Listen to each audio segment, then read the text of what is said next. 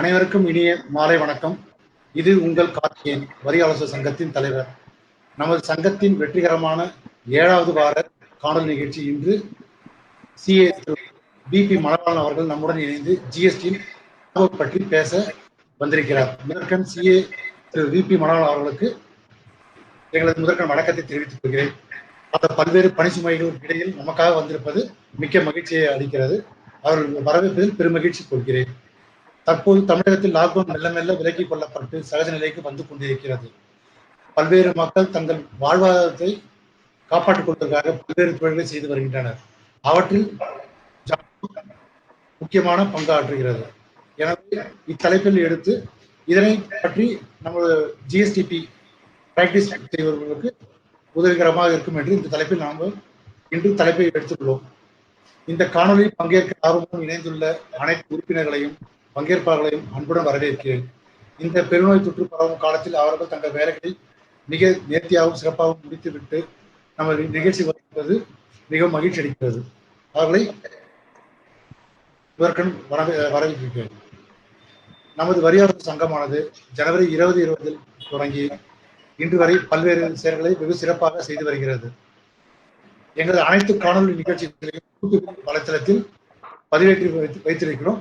அதனை நீங்கள் உங்களுக்கு தேவையான நேரத்தில் கண்டுகளிக்குமாறு உங்களை வேண்டி கேட்டுக்கொள்கிறேன். எங்கள் வளர்ச்சிக்கு உறுதுணையாக இருந்த வரியாளர் சங்கத்தின் உறுப்பினர்கள், காணொலியில் பங்கு பெற்ற பங்கேற்பாளர்கள், எல்லாவற்றுக்கும் மேலாக காணொலியை சிறப்பாகவும் இலவசமாகவும் நடத்தி கொடுத்த நமது அனைத்து பேச்சாளர்களுக்கும் மற்றும் வரியாளர் சங்கத்தின் நிர்வாக உறுப்பினர்கள் அனைவருக்கும் இந்நேரத்தில் நான் சங்கத்தின் சார்பாக நன்றியை தெரிவித்துக் கொள்கிறேன். அனைத்து பங்கேற்பாளர்களும் உறுப்பினர்களும் இதுவரை கொடுத்து வந்த ஒத்துழைப்பை மென்மேலும் தொடர்ந்து தருமாறு கேட்டுக்கொள்கிறேன்.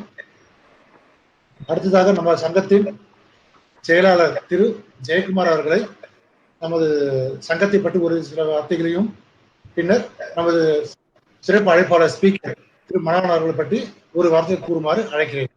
நன்றி, வணக்கம். Jayakumar sir. Thank you sir. Thank you Karthikeyan sir. அனைவருக்கும் இனிய மாலை வணக்கம். இது ஜெயக்குமார், வரி ஆலோசக சங்கத்தின் செயலாளர் ஆக இருக்கிறேன். உங்களுடன் சில இந்த வெபினாரை தொடங்குவதற்கு முன் உங்களுக்கு ஒரு சில டிப்ஸுகளை மட்டும் சொல்கிறேன். உங்களுடைய ஆடியோ வீடியோ மியூட் பண்ணிவிடுங்க. இதில் ப்ரெசன்டேஷன் பட்டன் ஒன்று இருக்கும், அது வெபினாரில் இருக்கிற பட்டன், அது எந்த வகையிலும் நீங்கள் கிளிக் செய்யாதீங்க. அப்படி கிளிக் செஞ்சீங்கன்னா நம்மளுடைய வலைதளம் கருத்தரங்கு வந்து இடையூறாக இருக்கும்.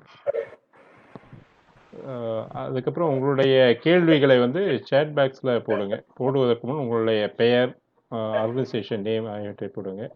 எண்ட் ஆஃப் த செஷன் வந்து நம்மளுடைய ஸ்பீக்கர் வந்து உங்களுடைய கேள்விகளுக்கு பதிலளிப்பார். இப்போ எங்களுடைய வரி ஆலோசகர் சங்கத்தை பற்றி சில முன்னுரைகளை நம்முடைய வரி ஆலோசகர் சங்கத்தின் தலைவர் சொன்னார். நம்முடைய சங்கமானது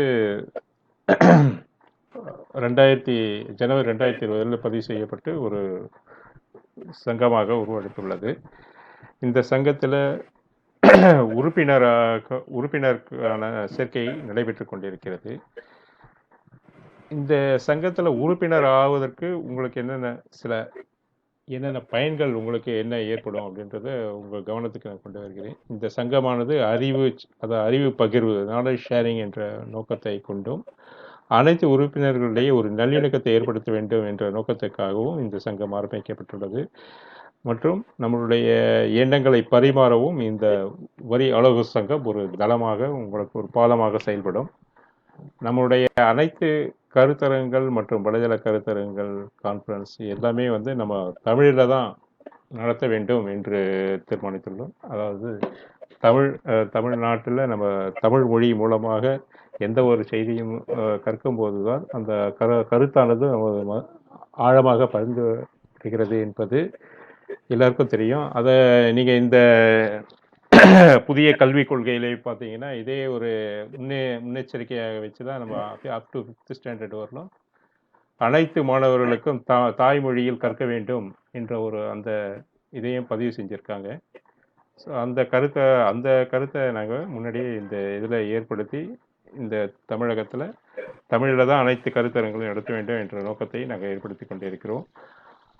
மற்றும் அனைத்து நம்மளோட ட்ரேடர்ஸ், ஜிஎஸ்டிபி போன்ற பொது நலனுக்காகவும் ஒரு கலெக்டிவ் ரெப்ரசன்டேஷன், ஏதாவது பிரச்சனை இருந்தால் நம்மளுடைய அனைத்து ரிலேட்டட் பர்சன்ஸ் அனைவருக்கும் சேர்ந்து நம்ம ஒரு கலெக்டிவ் ரெப்ரசன்டேஷனாக இந்த வரி நிர்வாகத்தோடு நம்ம தொடர்பு கொள்ளலாம். அந்த ஒரு பர்பஸுக்காகவும் இந்த வரி ஆலோசக சங்கம் செயல்படுகிறது. இந்த சங்கத்தில் நீங்கள் உறுப்பினராக இணைய விரும்பினால் www.வரி ஆலோசக சங்கம் .com என்ற அந்த இணையதளத்தை தொடர்பு கொள்ளலாம். மற்றும் எங்களுடைய எப்படி இணைவது, அதற்கு உண்டான முன்னாடி என்னென்ன ப்ரீ ரிக்வெஸ்ட் என்ன மாதிரியான டாக்குமெண்ட்ஸ் நீங்கள் ரெடி பண்ணி வச்சுக்கணும் பிஃபோர் அப்படின்றது ஒரு காணொளி காட்சியை வந்து யூடியூப்பில் பதிவு செய்து எங்களுடைய வரி ஆலோசகத்தின் யூடியூப் சேனலில் பதிவு செய்துள்ளோம். அதை நீங்கள் இந்த லிங்கை போய் கிளிக் செய்து பார்த்தாலும் தெரியும். அப்படின்னா எங்களுடைய வரி ஆலோசகத்தின் யூடியூப் சேனலில் போய் நீங்கள் பார்த்தீங்கனாலும் எப்படி இணைவது என்ற அந்த தெருவும் தெரியும் உங்களுக்கு. அதை நீங்கள் பார்த்து தெரிந்து கொள்ளலாம். மேலும் எங்களை பற்றிய விவரங்களை தெரிந்து கொள்ள எங்களுடைய வெப்சைட்டான தெரிந்து கொள்ளலாம். மற்றும் எங்களுடைய வரி ஆலோசக சங்கத்தில் வந்து வட்ட அமைப்பாளர் என்ற ஒரு பதவி ஏற்படுத்தியுள்ளோம். இது என்னவென்றால் தமிழகம் முழுவதும் உள்ள 309 வட்டங்களுக்கும் ஒரு வட்ட அமைப்பாளர் தேர்ந்தெடுப்பாகும். அதன் முதற்கட்டமாக ஜி சுரேஷ் அவர்கள் சென்னை மாதவரம் தாலுக்கு ஆர்கனைசராக நியமிக்கப்பட்டுள்ளார். இன்னும் பலரின் உங்களுடைய ஏதேனும் விருப்பம் இருந்தால் நீங்கள் சோஷியல் ஆக்டிவிட்டீஸ்டாக நீங்கள் பணிபுரிய இந்த வட்ட அமைப்பாளராக செயல்பட எங்களுடன் இணைந்து செயல்பட விரும்பினால் நீங்கள் எங்களை தொடர்பு கொள்ளலாம். எங்களை தொடர்பு கொள்வதற்கு அடுத்த இந்த இதில் வந்து நீங்கள் தொடர்பு கொள்ளலாம். அடுத்து மேலும் எங்களை பற்றிய மேலும் விவரங்களுக்கு எங்களுடைய கொள்கைகள், நோக்கங்கள், மிஷன் போன்ற பல தகவல்கள் மற்றும் உறுப்பினர் சேர்க்கை போன்ற அனைத்து தகவல்களையும் எங்களுடைய வரி ஆலோசகர் சங்கம் .com அல்லது வரி ஆலோசகர்கள் .org அல்லது வரி ஆலோசகர்கள் .in என்ற அந்த முகவரியில் நீங்கள் தொடர்பு கொள்ளலாம்.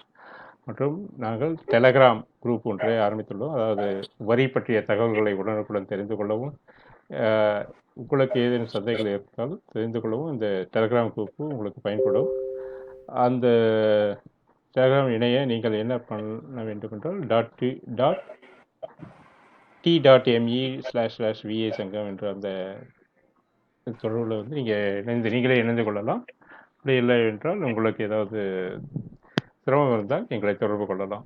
மற்றும் இந்த வலைதள பதிவுகளை நாங்கள் வெபினார் போன்ற அனைத்து நிகழ்ச்சிகளையும் காணொலி காட்சிகளாக யூடியூப்பில் பதிவு செய்து வருகிறோம்.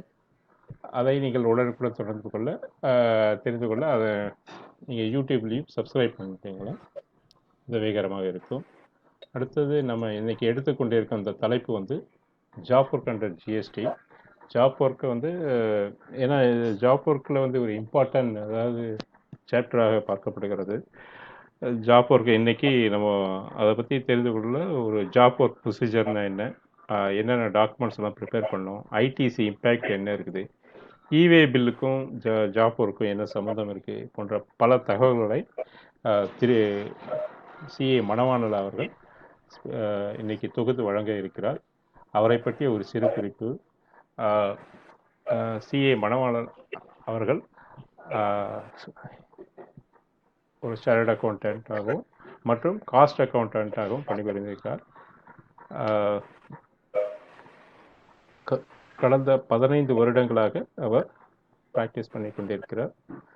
அது மட்டும் இல்லை, ஜிஎஸ்டியில் ஃபுல் எக்ஸ்போர்ட்டை அது எக்ஸ்க்ளூசிவாக அதை பற்றியும் ப்ராக்டிஸ் பண்ணி கொண்டிருக்கிறார். அவர் பன்முகத்தன்மை கொண்டவர். அது மட்டும் இல்லை, அவர் வந்து நல்ல பேச்சாளர், நல்ல எழுத்தாளர், நிறைய ஸ்பீக்கர்ஸில் செமினார்ஸில் கண்டக்ட் பண்ணிகிட்ருக்காரு. சதர்ன் இந்தியா, ஐஸ் institute of chartered accountant India, company secretary of India போன்ற பல இதுலேயும் வந்து அவர் ஸ்பீக்கராக நிறைய ஸ்பீச்சஸை கொடுத்துருக்கிறாரு. அவருடைய ஆர்டிகிள்ஸும் வந்து நிறைய போர்ட்டலில் பார்க்கலாம். அது இல்லாமல் அவர் ஜிஎஸ்டி ஆஃபீஸர், அதாவது GST for state, GST officer ட்ரைனராகவும் பணிபுரிந்திருக்கிறார். அது மட்டும் இல்லை, அவருடைய ஆர்டிகல்ஸ் எஸ்ஐஆர்சி நியூஸ் லெட்டரில் பார்க்கலாம். அப்புறம் வந்து regular trainer of regional institute of accounts, AGS ஆஃபீஸ்லேயும் வந்து அவர் நிறைய ட்ரைனராக பணிபுரிந்திருக்கிறார், செயல்பட்டு கொண்டிருக்கிறார். அது மட்டும் இல்லை, அவருடைய செரா ஆடிட் டிபார்ட்மெண்ட்லேயும் அவர் வந்து ரெகுலராக வந்து ஒர்க் ஷாப்லாம் கண்டக்ட் பண்ணுறாரு. அதே மாதிரி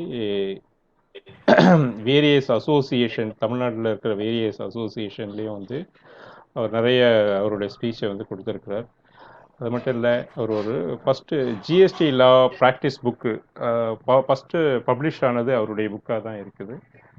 மிக இன்னைக்கு இப்படி ஹைலி குவாலிஃபைடான இவர் வந்து நம்மளோட இந்த ஜாப் ஒர்க் பற்றி ஒரு வெபினார் எடுக்கிறது நம்ம அனைவருக்கும் பயனுள்ளதாக இருக்குன்னு நினைக்கிறேன். உங்கள் சார்பிலும் எங்கள் வரி ஆலோசகர் சங்கத்தின் சார்பிலும் அவரை வருக வரவேற்று இந்த வலைதள கருத்தரங்கை தொடங்கி வைத்து உரையாற்றுமாறு உங்கள் சார்பில் கேட்டுக்கொள்கிறேன். நன்றி, வணக்கம்.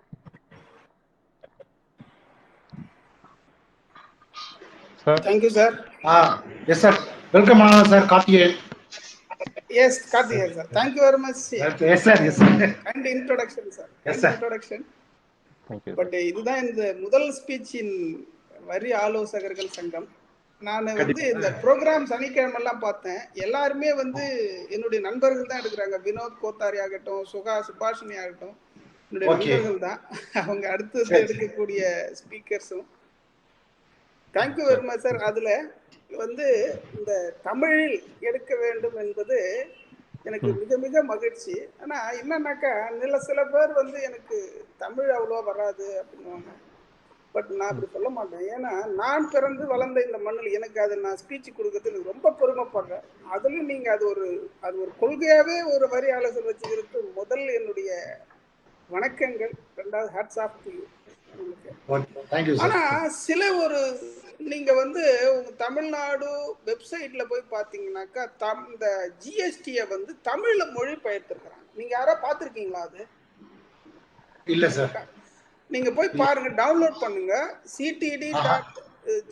தமிழ்நாடு ஜிஎஸ்டி அதுல போனீங்கன்னா உங்களுக்கு வந்து தமிழ்ல கொடுத்துருக்குறாங்க சார். அதுல வந்து யாரு மொழி பெயர்த்தாங்கன்னு தெரியல. ஒரு வார்த்தை நான் பார்த்தேன், செங்குத்து சரக்கு அப்படின்னு போட்டிருக்கிறாங்க. அது என்னது செங்குத்து சரக்கு அப்படின்னு தெரியல. அது நீங்க போய் பாருங்க. என்ன சொல்றேன்னா, அதாவது என்ன பண்றாங்க, அது அப்படியே தமிழ்ல சார். இப்ப வந்து அடுங்கிறதுக்கு மற்றும்ன்றதுதான் வந்து ஒரு மிகப்பெரிய மொழி சரியான மற்றும் அப்படின்றது. ஆனா அதை எப்படி வேணா பயன்படுத்தலாங்கிறது வேற விஷயம். ஆனா அவங்க என்ன பண்றாங்க, அதை அப்படியே கொண்டு வந்து வச்சுட்டு சார், அதை ரொம்பவும் அதை நீங்க படிச்சீங்கன்னா மறந்துட போற அளவுக்கு அந்த மாதிரி மொழிபெயர்த்து இருக்கிறாங்க. நான் வந்து அதை நானும் எனக்கு சில அதிகாரிகள் தெரியும். அவங்க முக்கியம் நான் எடுத்து சொன்னேன், சார் இந்த மாதிரி பண்ணா ஒருத்தர் தமிழ்ல படிக்கிறவங்க மறந்து போயிடுவாங்க சார். அது வந்து அதாவது ஒரு செயல் சொல்லும் போது தமிழுக்கான அர்த்தம் என்ன, அது இங்கிலீஷை பத்தி பார்க்க கூடாது. இங்கிலீஷ்ல இருந்த விட தமிழ்ல அதனுடைய பயன் என்ன அப்படின்னு. கம்ப்யூட்டருங்கிறது மடிக்கணனி, அதாவது லேப்டாப்ன்றதுக்கு மடிக்கணனி, மடி மேல பண்றதுக்கு மடிக்கணினின்னு சொல்றாங்க. அது ஒரு அருமையான ஒரு தமிழ் அர்த்தம். அது போல இல்லாம சில வார்த்தைகள் வந்து எனக்கு அப்போ படிக்கிறவங்களுக்கு புரியாத மாதிரி ஒரு சில இருக்குது. நான் வந்து அதை தவறா சொல்லல. அது மொழிபெயர்த்தவர்கள் வந்து கொஞ்சம் நல்லா பண்ணிருந்தாங்கன்னா கொஞ்சம் சந்தோஷப்பட்டிருப்பேன். அதுக்காக நான் வந்து ரொம்ப இந்த அளவுக்கு பண்ணிருக்கிறதுக்கே ஒரு அரசாங்கத்துக்கு மிகப்பெரிய நன்றியை சொல்லணும். ஏன்னா சில குறைகள் இருக்கும் தான், அதை நாம நிவர்த்தி. உங்களை மாதிரி ஒரு அசோசியேஷன், வரி ஆலோசகர்கள் சங்கம், chartered account of India, cost account of India, company secretaries and FICCI. Last week வந்து நான் federation of Indian chamber of commerce and இண்டஸ்ட்ரீஸ்ல வந்து நான் இவே பில்ல பத்தி எடுத்தேன் லாஸ்ட் வீக். இவே பில்ல பத்தி அதனுடைய இது என்ன, டிடிஎஸ் அண்டர் ஜிஎஸ்டி என்ன, டிடிஎஸ் பத்தி இங்கிலீஷ்ல பேசிட்டு இருந்தோம். அப்போ வந்து அவங்களும் வந்து இதுக்கு நான் ஒரு ரெப்ரசன்ட் மாதிரி நீங்க நாட்டுல இருந்து செய்யுங்க அப்படின்னு. நீங்க உங்களுடைய செயல்பாடுகள் அனைத்தும் நன்றாக இருக்கு சார். தேங்க்யூ. பட் கண்டிப்பா தேங்க்யூ. மனோகரன் சார் நிறைய மெம்பர்ஸ் வரணும். நான் இதுதான் ஃபர்ஸ்ட் டைம் நான் உங்ககிட்ட பேசுறேன். ஓகே. பட் ஜெயக்குமார் சார் தான் கான்டாக்ட் பண்ண. எனக்கு யார் உங்க நம்பர் மெயில் அடிக்க தெரியல. பட் நான் கேட்கணும். எல்லா நண்பர்கள் தான் சார். ஜெயக்குமார் சார் தெரியல சார். உங்க வாய்ஸ் ரொம்ப லோவா இருக்கு சார். இப்ப பேசலாமா? இப்ப நல்லா கேக்குதா? இல்ல இன்னும் லோவா தான் இருக்கு. இல்லையே சார், நல்லா இருக்கே. ஓகே. நிறைய மெசேஜ் போட்டுருக்க லோ வாய்ஸ் இருக்குன்ட்டு. இப்ப நான் என்ன இல்ல சார், சவுண்ட் ஃபுல்லா இருக்கு சார். அப்படியா? ஆமா சார். மைக் கொஞ்சம் பக்கத்துல இருக்கு சார். இப்ப சரியா இருக்கா? இப்ப கரெக்டா இருக்கு சார். இப்ப கரெக்டா இருக்கா? இப்ப கொஞ்சம் கிளியரா இருக்கு. ஓகே ஓகே, நல்லா கேக்குதா? மைக் கொஞ்சம் பக்கத்துல வச்சா நல்லா கேட்கும் நினைக்கிறேன். I think so. பக்கத்துல தான் சார் இருக்கேன். சரி சார், இப்ப கொஞ்சம் கிளியரா இருக்கு. இப்ப கேக்குன்னு நினைக்கிறேன். இப்ப கரெக்டா இருக்கு. பெர்ஃபெக்ட். Right, okay. அதுதான் சார், அந்த விதத்துல நீங்க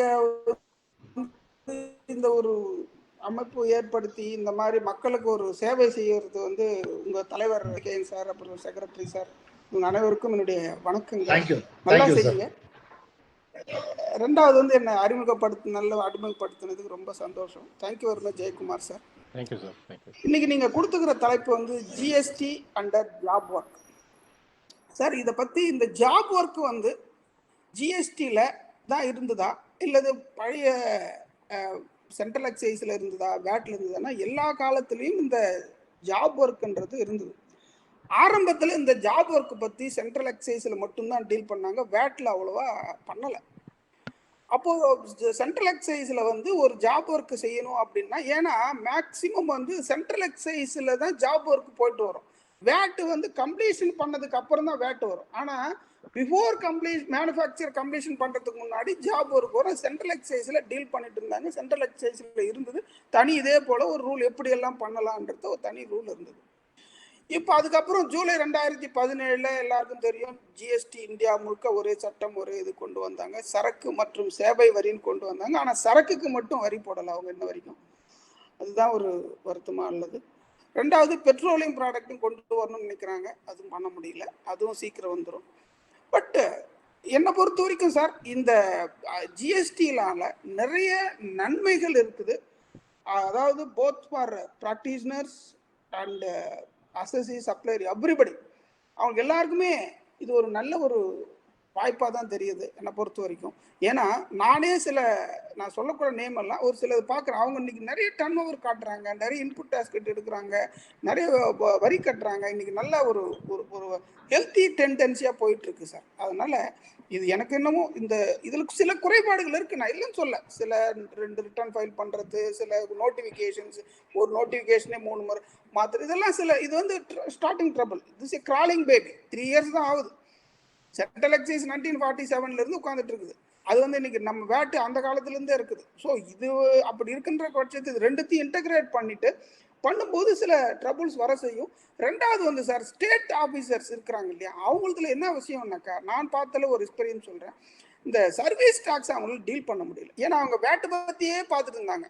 இப்போ எனக்கெல்லாம் வந்து ஸ்டேட் டாக்ஸ் தான். ஆல் சார்ட்டர்ட் அக்கௌண்டன்ட் வந்து 1.5 கோடி கீழே இருக்கிறவங்க இன்கம் ஃபுல்லாகவே ஸ்டேட்டில் தான் வந்து ரெஜிஸ்ட்ரேஷன் போது அவங்களால அதை கோப்பப் பண்ண முடியல.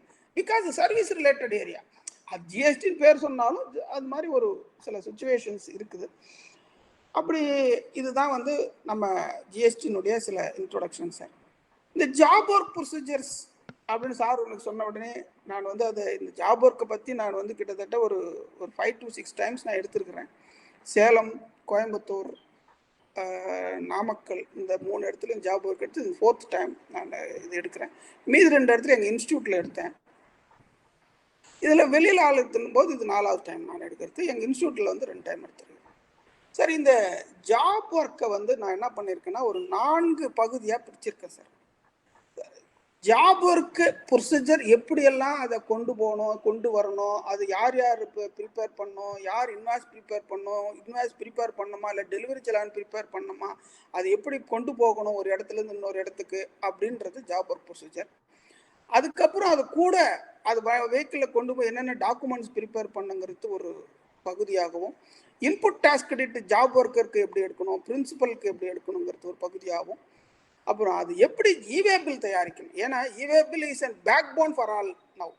இவேபிள் இல்லாம எந்த மூமெண்ட்டும் கிடையாது, எதுவுமே.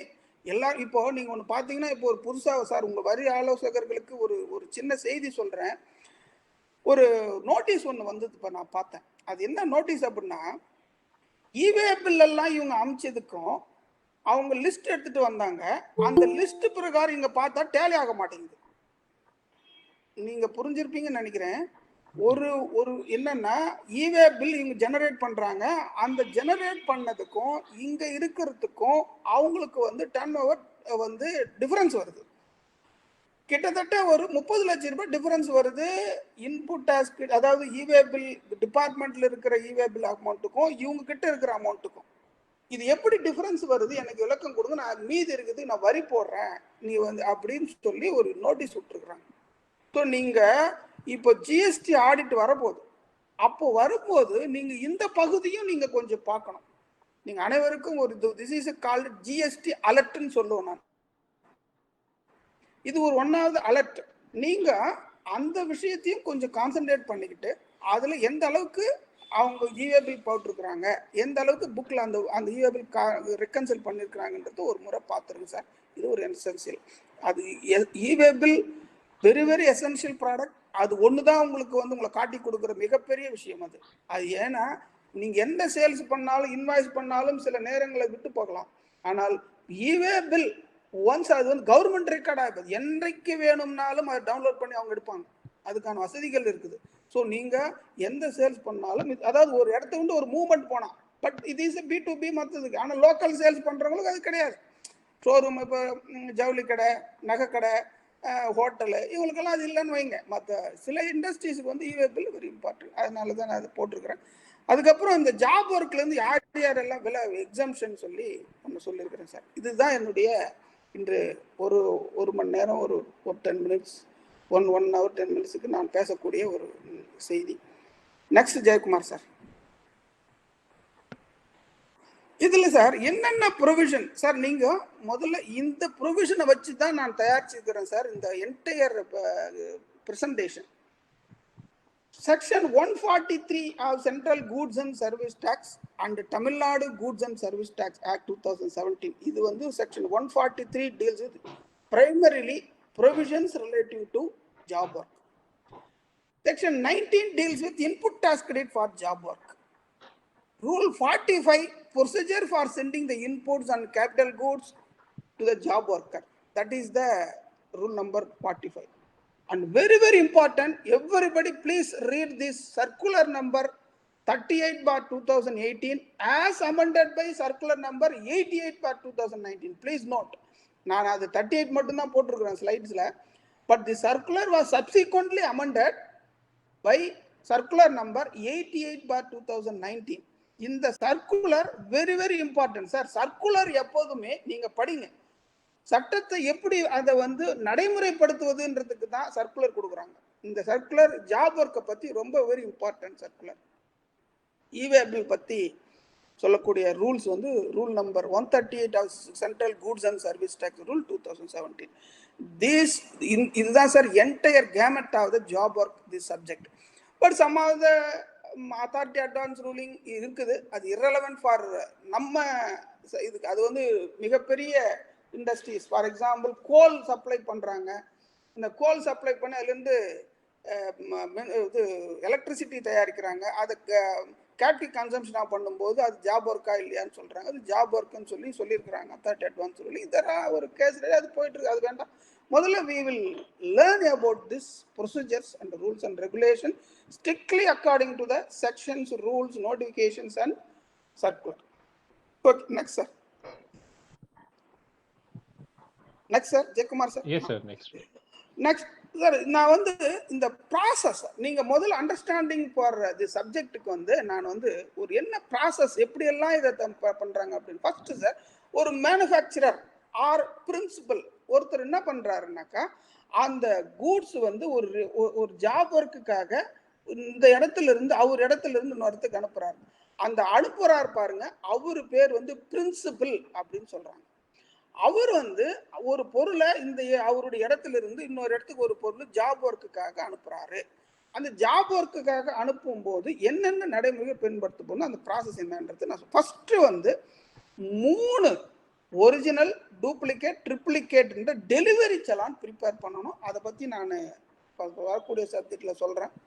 அதுக்கப்புறம் அவருடைய வேல்யூ, இந்த ப்ரிப்பரேஷனா இவே பில் அப்படின்னு சொல்கிறாங்க சார். இந்த இவே பில்ல பிரின்சிபல் தயாரிக்க அனுப்பும்போது வேல்யூ ஒன்று இருக்கு. நம்ம தமிழ்நாடு கவர்மெண்ட் வந்து அதாவது தமிழ்நாடு ஸ்டேட்டுக்குள்ள ஒரு பொருளை பண்ணீங்கன்னா 1 லட்சம் ரூபாய்க்குள்ள இருந்தா நோ இவே பில் சொல்லிடுறாங்க. உங்களுக்கு எல்லாருக்கும் தெரியும்னு நினைக்கிறேன். ஆனா அதுவே வந்து ஒரு ஸ்டேட்ல இருந்து அதர் ஸ்டேட்டுக்கு போனா 50,000 ரூபாய்க்கு மேல போனாக்கா இவே பில் எடுக்கணும்னு சொல்றாங்க. Okay sir. இப்போ வந்து இந்த ஒரு ஒரு ஒரு பொருளை வந்து ஒரு கூட்ஸை வந்து ஜாப் ஒர்க்குக்கு அனுப்பும்போது இந்த வேல்யூ எப்படி எடுக்கிறது, இதுதான் சார் மிகப்பெரிய இஷ்யூஸ். இப்போ ஃபார் எக்ஸாம்பிள் ஒரு கிரேன் இருக்கு சார்.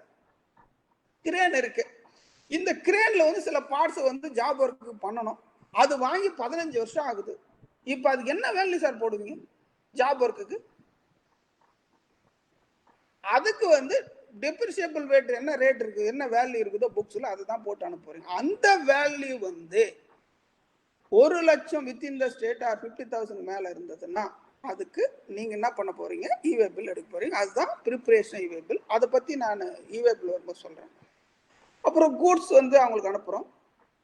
அதுக்கப்புறம் என்ன பண்றாருன்னா அந்த கூட்ஸை வந்து ஜாப் ஒர்க்கர் வந்து இவர் என்ன சொல்றாரோ அந்த ஜாப் ஒர்க் பிரகாரம் அவர் அதை ப்ராசஸ் பண்றாரு. Next sir. ப்ராசஸ் பண்ணிட்டு அவரு எல்லாம் முடிஞ்சதுக்கு அப்புறம் அவர் ஒரு இன்வாய்ஸ் பண்றாரு. அவர் என்ன இன்வாய்ஸ் ரைஸ் பண்ணுவாரு, முதல்ல 2 காப்பி டெலிவரி சலான் வச்சு இவே பில் வச்சு பிரின்சிபல் வந்து ஜாப் ஒர்க் அனுப்பிச்சிருவார். கூட்ஸ் யார் கேட்டாலும் செக் போஸ்ட்லயோ யார் வந்து ரோவிங்ஸ் கோடுன்னு சொல்லுவாங்க, ஆர்எஸ்டி அப்படின்னு சொல்லுவாங்க, ரோவிங்ஸ் கோடு. அவங்க கிட்ட காட்டிட்டு இது வந்து எல்லா டாக்குமெண்ட்ஸாக சேர்ந்து அனுப்பிச்சு விட்டுருவாங்க. 2 காப்பியாவது டிசி அனுப்புவாங்க. நான் டூப்ளிகேட் சொல்லல, 2 காப்பி சொல்றேன். ஒரிஜினல் 2 காப்பி கொடுப்பாங்க. டூப்ளிகேட் வந்து டிரான்ஸ்போர்ட் இருக்கும். அது என்னென்ன பொசிஷன் சொல்றேன். 2 காப்பி கொடுத்து அவங்களுக்கு அனுப்பும்போது அவர் ஜாப் ஒர்க் போகும். அவர் ஒர்க் எல்லாம் முடிச்சதுக்கு அப்புறம் அவர் ஒர்க் பண்ணுவார், சில சர்வீஸ் பண்ணுவாரு, அல்ல பிளஸ் கூட்ஸ் யூஸ் பண்ணுவார். இதுக்கெல்லாம் இன்வாய்ஸ் ரைஸ் பண்ணிட்டு அவர் அங்கிருந்து என்ன பண்ணுவாருன்னா கூட்ஸ் அனுப்புவார். அப்படி அனுப்பும்போது அவர் அனுப்பக்கூடிய ஆல்ரெடி 50,000 மேல இருந்ததுனால அவர் இவே பில் தயாரிக்கணும், ஜெனரேட் பண்ணணும். அது பிரின்சிபலாகவும் இருக்கலாம், இல்லை ஜாப் ஒர்க்கராக இருக்கலாம். அதுக்கப்புறம் அந்த கூட்ஸை வந்து 2 காப்பி அனுப்புனார் பார்த்தீங்களா, அதில் 1 காப்பி அவர் வச்சுக்கிட்டு செகண்ட் காப்பி எடுத்துக்கிட்டு ஒரு லாரிக்காரன்ட்ட கொடுத்து இவே பில் கொடுத்து அவர் அனுப்பணும். அதுக்கப்புறம் அந்த கூட்ஸ் வந்து ஜாப் பிரின்சிபலுக்கு வந்து சேரும். இதுதான் sir. This is the entire process. இதுக்கு சட்டத்தில் என்னென்ன நடைமுறைகள் பயன்படுத்தணுங்கிறது தான் இன்னைக்கு நாம பார்க்குறது. This is entire gamut of the job work procedure. Next sir. ரெண்டாவது சார், இந்த ஜாப் ஒர்க் ரேட் இதை நீங்க கண்டுபிடிக்கிறதுக்கே பெரிய விஷயம் சார். அதுதான் நெக்ஸ்ட் சார், அதுதான் மிகப்பெரிய ஒரு இஷ்யூ. Next sir. நெக்ஸ்ட் அப்படியே இருங்க. அப்படியே சரி. இப்போ ஒரு ஜாப் ஒர்க், ஒரு டைமண்ட், இப்போ நீங்க பாத்தீங்கன்னா டைமண்ட் அனுப்பிச்சாங்க, மொத்தமா வாங்குவாங்க. அதை வந்து ஒரு மோதிரமாவோ அல்லது வந்து ஒரு சின்ன இந்த சில ஒர்க் எல்லாம் பண்ணுவாங்க. அப்படி அனுப்பும்போது ஜாப் ஒர்க் சார்ஜஸ் என்ன, services by job work intelligence diamond following chapter 71ல என்னென்ன இருக்குதோ சார், எல்லாமே வந்து கஸ்டம்ஸ் டரிஃப் பத்தி தான். இப்போ ஜிஎஸ்டிக்குன்னு டரிஃபே கிடையாது, முதல்ல நோட் பண்ணிக்கோங்க. கஸ்டம்ஸ் டரிஃப் தான் அவங்க சொல்றாங்க. அதுல சாப்டர் 71ல என்னென்ன சொல்லுறாங்களோ அதுக்கெல்லாம் நீங்க ஜாப் ஒர்க் அனுப்பிச்சீங்கன்னா அதுக்கு 0.75% CGST, 0.75% IGST, sorry GST or 1.5% IGST. இதுதான் டைமண்டுக்கான job work. Manufacturing service and physical inputs own by other, அந்த மாதிரி பண்றதுக்கு நான் அதுக்கெல்லாம் டீட்டெயிலாக நெக்ஸ்ட் ஸ்லைஸ்ல சொல்றேன். டெய்லரிங் சர்வீசஸ், ட்ரீட்மெண்ட் ப்ராசஸ், இதுக்கெல்லாம் 5% வந்து உங்களுக்கு ஜிஎஸ்டி உண்டு. அதுக்கப்புறம் தான் வெரி இம்பார்ட்டன்ட், இப்போ நாம சொல்றோமே செக்ஷன் 2 சப்செக்ஷன் 68ல ஜாப் ஒர்க்னா என்ன டெஃபினிஷன் சொல்றாங்களே, அந்த ஜாப் ஒர்க்கை வந்து ஒரு ரிஜிஸ்டர்ட் பர்சனுக்கு அனுப்பிச்சிங்கன்னா 12%, அது அதுக்கப்புறம் அம்ப்ரெல்லா மேனுஃபேக்சர் பண்ணீங்கனாலும் 12%. அம்ப்ரெல்லா மேனுஃபேக்சர் நோட் பண்ணீங்க, மேனுஃபேக்சர் கிடையாது, அது ஜாப் ஒர்க் அப்படின்னு சொல்லியிருக்கிறாங்க. அதுக்கப்புறம் இதே ஜாப் ஒர்க்கை ஒரு அன்ரெஜிஸ்டர்ட் பர்சனுக்கு அமிச்சிங்கன்னா 18%. ப்ளீஸ் நோட், இது வந்து ஒரு நீங்க வந்து எப்பவுமே ஜாப் ஒர்க்கு ஜெனரல் ரேட் வந்து 12%. ஆனால் job work must be registered. அதே நேரத்தில் ஜாப் ஒர்க்கர் வந்து அன்ரெஜிஸ்டர்டா இருந்தாருன்னா அதுக்கு 18%. This is the advantage for registration. யாருக்கு அட்வான்டேஜ்னா பிரின்சிபல் செல்ல அனுப்புறவர் அவருக்கு தான் advantage. So this is the reason for this is the rate for job work, sir. Okay, understand? Next, sir. இது வந்து 1.5%ல என்னென்ன இருக்குதுன்றத டீட்டெயிலாக நான் சொல்லியிருக்கிறேன். Services by a job related to precious stone, diamond, pearls, gold, platinum, jewellery and coins. இதெல்லாம் இப்போ ஒரு கோல்டாக இருக்கும், அதை காயின்ஸாக மாற்றணும்னா என்ன அப்படின்னா 1.5%. அது வந்து அதே போல் ஒரு ஜுவல்லரி அமௌண்ட், இதெல்லாம் வந்து இந்த மாதிரி ஜாப் ஒர்க் சார்ஜஸ் வந்து ரைஸ் பண்ணுறாங்க. அது 1. Next sir. அது 5%ல printing of news paper, textile product, all other than diamonds, pearls, printing of books including Braille books, இப்படி நிறைய விதமான brochures, hides and skin, leather falling under chapter 441, manufacture leather goods or footwear தயாரிக்கணும் அப்படின்னா இப்போ பார்த்தீங்கன்னா Bata showroom ஃபுல்லாக job work தான் கொடுக்குறாங்க.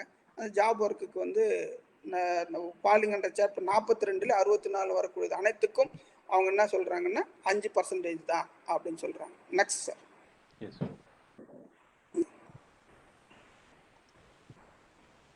Next sir. All food and food product falling under chapter 1 to 22 இதெல்லாம் 5%. மீல்ஸ், பெல்லட், சில இதெல்லாம் கொடுத்துருங்க, நீங்களே அதை நீங்கள் பார்த்துக்கலாம். இதெல்லாம் கிளே, அதே போல் மேனுஃபேக்சர் கிளே பிரிக்ஸ் பண்ணாங்கன்னாக்கா அதுக்கும் 5% தான். Manufacture ஹேண்டிகிராஃப்ட்ஸு, already tailoring comes under job working. என்ன sir? Whether printing of book comes under job working. அதான் சொல்லிட்டேனே சார், பிரிண்டிங் ஆஃப் புக் சொன்னேன். அது இப்போ ரேட்ல வருதுன்னு, ஜாப் ஒர்க்ல வருது. ஓகே ஓகே, அத கேட்டுக்காங்க, ப்ளீஸ் எக்ஸ்பிளைன். சொல்லிட்டேனே, இப்போ அதானே சொன்னேன், இப்போ ரேட்ல சொல்லும்போது சொன்னேன்ல. ஓகே ஓகே, வருதுங்களா சார்? தெரியுதா சார்? ஜெயக்குமார் நெக்ஸ்ட் போடுங்க sir. Jayakumar sir next sir. Okay okay, 1 second. Okay sir. இது நெக்ஸ்ட் சார். 5% கம்ப்ளீட். த பாருங்க, printing of news paper cutting question answer இதுதான் sir. Printing of okay okay. Next sir. Next sir. அடுத்து 12%. இதுதான் sir 12% தான் generally இப்போ நாம பேசுற ஜாப் ஒர்க்கு உள்ள 12% தான் சார். 18% இருந்தது. அது 1 அக்டோபர் 2019 இருந்து 18 இருந்து 12 குறைச்சிட்டாங்க. 1 அக்டோபர் 2019 அதுல இருந்து 18% to 12% all general job work. அதாவது செக்ஷன் 143ல என்னென்ன சொல்றாங்களோ அது அத்தனைக்கும் 12% தான். Provided job worker must be registered, அதான் கண்டிஷன். அன்ரெஜிஸ்டர்ட்னா 18 முடிஞ்சு போச்சு. சில இதெல்லாம் கொடுத்துருக்காங்க. ப்ராசஸ் ஆஃப் பிலாங்கிங் பற்றி வேணாம் சார், நீங்கள் அதை படிச்சுக்கிட்டா புரிஞ்சுக்கிறது. இன்னும் டைம் இருந்தால் அதர் சப்ஜெக்ட் இருக்கு. Next sir. ஓகே, நெக்ஸ்ட் கொடுங்க. Okay Jayakumar sir. Next. Next sir. 18% இதை நான் சொல்லிட்டேன் already. Service by job work interest. Bus body building கட்டினீங்கன்னா இப்போ ஒரு பஸ் கரூர்லாம் போனீங்கன்னா பஸ் பாடி பில்டிங் இருக்கு, அந்த கட்டினாங்க அப்படின்னாக்கா அதுக்கு 18%. 18% வந்து அதில் வந்து என்னென்னா உங்களுக்கு வந்து என்டையர் திங்ஸ் சேர்த்து தான் அதுக்கு 18%. இது வந்து சென்ட்ரல் எக்ஸைஸில் இது மேனுஃபேக்சர்னு சொல்லி இருந்தது, இப்போ அது ஜாப் ஒர்க்னு கொண்டு வந்துட்டாங்க. Bus body building construction of the bus body building அது வந்து இன்னைக்கு 18% தான். அதுக்கப்புறம் physical inputs goods own by others அது வந்து அன்ரெஜிஸ்டர்ட் பர்சன் இது இருந்ததுன்னா உங்களுக்கு 18%. Next sir. இதுதான் சார் ரேட், மேக்ஸிமம் ரேட்டு. இப்போ நாம் வந்து first job work procedure first part அதுக்கு நாம் உள்ள போகிறோம். அப்படின்னா என்னன்னு பார்க்கலாம். ஃபர்ஸ்ட் சொல்லுங்க, எடுத்துங்க சார். Next sir. முதல்ல meaning of job work sir. Job ஒர்க்னா என்ன அப்படிங்கிறது section 2 subsection 68 of the CGST act, central goods and service tax act TNG sir, most probably TNGST, CGST most equal sir. Same. Some changes is there, 1 or 2 provision, that's all. Job work na enna அப்படினு பாக்கும்போது any treatment or process undertaken by a person on goods belonging to another person. Please note. Fourth point இப்ப வேண்டாம். Any treatment or process undertaken by a person on goods belonging to another registered person. Sir ஒரு registered person தான் job ஒர்க்குக்கு அனுப்ப முடியும். unregistered person job ஒர்க்குக்கு அனுப்ப முடியாது. அப்படி அனுப்பினால் அது இதுல வராது, அது ஜெனரல்ல வந்துரும், அது ஜிஎஸ்டி வரும். அந்த மாதிரி ப்ரொசீஜர்ல போயிடும், அது சப்ளைன்றதுல போயிடும். ஆனால் ஒரு ரெஜிஸ்டர்ட் பர்சன், அவர் பேர் வந்து பிரின்சிபல், அவர் வந்து அன்ரெஜிஸ்டர்ட் பர்சனுக்கும் ஜாப் ஒர்க் அனுப்பலாம், ரெஜிஸ்டர்ட் பர்சனுக்கும் ஜாப் ஒர்க் அனுப்பலாம். ஆனா அன்ரெஜிஸ்டர்ட் பர்சனுக்கு அனுப்பிச்சாருன்னா 18%, ரெஜிஸ்டர்ட் பர்சனுக்கு அனுப்பிச்சா 12% சொல்லிட்டாங்க. ஸோ உங்களுக்கு டிஸ்அட்வான்டேஜ் ஆகி போகுது. இப்போ அந்த மாதிரி இருக்கிறதுனால ஒரு process treatment process undertaken by a person on goods belonging to another registered person, இதுதான் சார் டெஃபினிஷன். பட் இதில் என்னென்ன இருக்குது அப்படின்னு நீங்கள் பார்த்தீங்கன்னா ப்ராக்டிக்கலாக ஒரு விஷயம் சார். இப்போ வந்து ஒரு கம்ப்யூட்டர் இருக்குது, லேப்டாப் மேக் புக் ஆப்பிள் இருக்குது அப்படின்னா அது மிக 2 லட்ச ரூபாய் 3 லட்ச ரூபாய். அதை வந்து ஒரு ரிப்பேருக்கு கொண்டு போனீங்கன்னா அது ஜாப் ஒர்க்கா? ஒன்று. ரெண்டாவது, ஒரு பொருள் வந்து இந்த வாரண்டி பீரியட்ல இருக்கு சார், 1 வருஷம் வரைக்கும் ரிப்பேர் பண்ணீங்கன்னா அது வந்து இது கிடையாது, அதுக்கு வந்து சார்ஜஸ் கிடையாதுன்னு சொல்றான். உங்களுக்கு எல்லாம் தெரியும் இல்லையா? அப்படி பண்ணும்போது அந்த வாரண்டி பீரியட்ல இருக்கக்கூடிய பொருள் அனுப்பும்போது அது ஜாப் ஒர்க்கா முதல்ல? அதுக்கப்புறம் ஒரு பொருள் வந்து ரிப்பேர்ஸ் ஆகி போச்சு, அது அங்க போய் தான் ரிப்பேர் ட்ரீட்மெண்ட் பண்ண முடியும் அப்படின்னா அது ஜாப் ஒர்க்கா? அப்போ எது ஜாப் ஒர்க்? அப்படி அதே போல ஒரு கோல்டு அனுப்புறாங்க, கோல்டு புல்லியன் அனுப்பிச்சு நகை செய்யறாங்க, அது ஜாப் ஒர்க்கா? அது ஜாப் ஒர்க்கு. ஒரு கிளாத் அனுப்பிச்சு கட் பண்றாங்க, கட் பண்ணி சட்டை தைக்கிறாங்க, டெய்லரிங் சர்வீஸ், ஜாப் ஒர்க்கா? அது ஜாப் ஒர்க்கு. அப்போ எதெல்லாம் job work? Any treatment or process belonging to another person. So ஒரு பர்சனுடைய பொருள்ல ஒருத்தர் வாங்கி அதை பண்றாரு அப்படின்னா அதுக்கு பேரு ஜாப் ஒர்க். அதே நேரத்துல இப்ப நீங்க எல்லாம் கார் வச்சிருக்கிறீங்க, ஆல் பர்சன் கார் வச்சிருக்கிறாங்கன்னு வைங்க, இன்னைக்கு காரை கொண்டு போயிட்டு வாரண்டி பீரியட்ல சர்வீஸுக்கு விட்டா அது ஜாப் ஒர்க்கா? அது யார் டாக்ஸ் கட்டணும்? இது ஒரு மிகப்பெரிய இஷ்யூஸ், அது ஜாப்ல இருக்குது, அது ஒன்று. அதே போல வாரண்டி இல்லாதப்ப கொண்டு போய் நீங்க கொண்டு விட்டீங்கன்னா அது ஜாப் ஒர்க்கா, ரிப்பேர்ஸ் அண்ட் மெயின்டெனன்ஸா? இதெல்லாம் இந்த உங்களுக்கு சந்தேகங்கள் வரும். இதுதான் ப்ராக்டிக்கல். ஆனால் அவர் கொடுத்துக்கிறது என்னது? Any treatment or process. இப்போ ஒரு கார்ல வந்து சார் ஒரு ஸ்கிராச் ஆகி போச்சு, அதை கிளீன் பண்றதுக்கு அது என்னது? ட்ரீட்மெண்டா ப்ராசஸா? அது ட்ரீட்மெண்ட். சரி சார், நார்மல் வந்து ஒரு சர்வீஸ் 1 இயருக்கு ஒரு முறை சர்வீஸ் கொடுக்கணும், இல்ல 3 மாசத்துக்கு ஒரு முறை சர்வீஸ் கொடுக்கணும் அப்படின்னு கொண்டு போய் கொடுக்குறாங்களே, அது என்னது? ட்ரீட்மெண்டா ப்ராசஸ் அப்படின்னாலும் அதுவும் ட்ரீட்மெண்ட் தான். சரி, எதுதான் ப்ராசஸ் அப்படின்னு சொன்னீங்க அப்படின்னா, ஒரு பொருளை இங்க கொடுத்துருக்குறாங்க மேனுஃபேக்சரிங்னு சொல்லியிருக்கிறாங்க. ஒரு லெதரை கொடுத்து செருப்பா தச்சா அது ப்ராசஸ். ஒரு நகையை கொடுத்து ஒரு பேப்பரை கொடுத்து அதை பிரிண்ட் போட்டு புக்கா குடுறா அப்படின்னு கொடுத்தா அது ப்ராசஸ். அண்டர்ஸ்டாண்ட் ஆகுதா சார் உங்களுக்கு? இதுதான் 2 லைன் தான் டெஃபினிஷன். பட் அதுல உள்ள இருக்கக்கூடிய கருத்துக்கள் நீங்க பாத்தீங்கன்னா ப்ராக்டிக்கலி மெனி டைம்ஸ் உங்களுக்கு அது சொல்லக்கூடிய அது வந்து மிக காம்ப்ளிகேட்டட் இருக்குது. எது ட்ரீட்மெண்ட், எது ப்ராசஸ்? அதே போல நீங்க இது மேனுஃபேக்சரிங் வருமானது நெக்ஸ்ட் லைன்ல நான் சொல்றேன். இப்போ ஸோ ஒரு ரிஜிஸ்டர்ட் பர்சன் ஒரு அன்ரெஜிஸ்டர்ட் பர்சனுக்கு ஒரு பொருள் அனுப்பிச்சு அந்த ரெஜிஸ்டர்ட் பர்சன் ஜாப் ஒர்க்கு காமிச்சு அந்த ஜாப் ஒர்க்கு அந்த பொருள்ல ஒரு ட்ரீட்மெண்ட்டோ ஒரு ப்ராசஸோ பண்ணி அதை எனக்கு அனுப்பிச்சாரு அப்படின்னா that is called job work. Please understand. So அந்த ஜாப் ஒர்க் பண்றவர் பேர் தான் ஜாப் ஒர்க்கர் அப்படின்னு சொல்லிடுறாங்க, section 268. Understand sir? This is the rule. Next sir. சரி சார், இந்த ஜாப் ஒர்க் வந்து கூட்ஸா சர்வீஸா? முதல்ல இதுல ஏன் இதை பிரிக்கணும், இது கூட்ஸா சர்வீஸான்றதுல ஒரு சில காம்ப்ளிகேஷன் இருக்கு, நான் சொல்றேன்.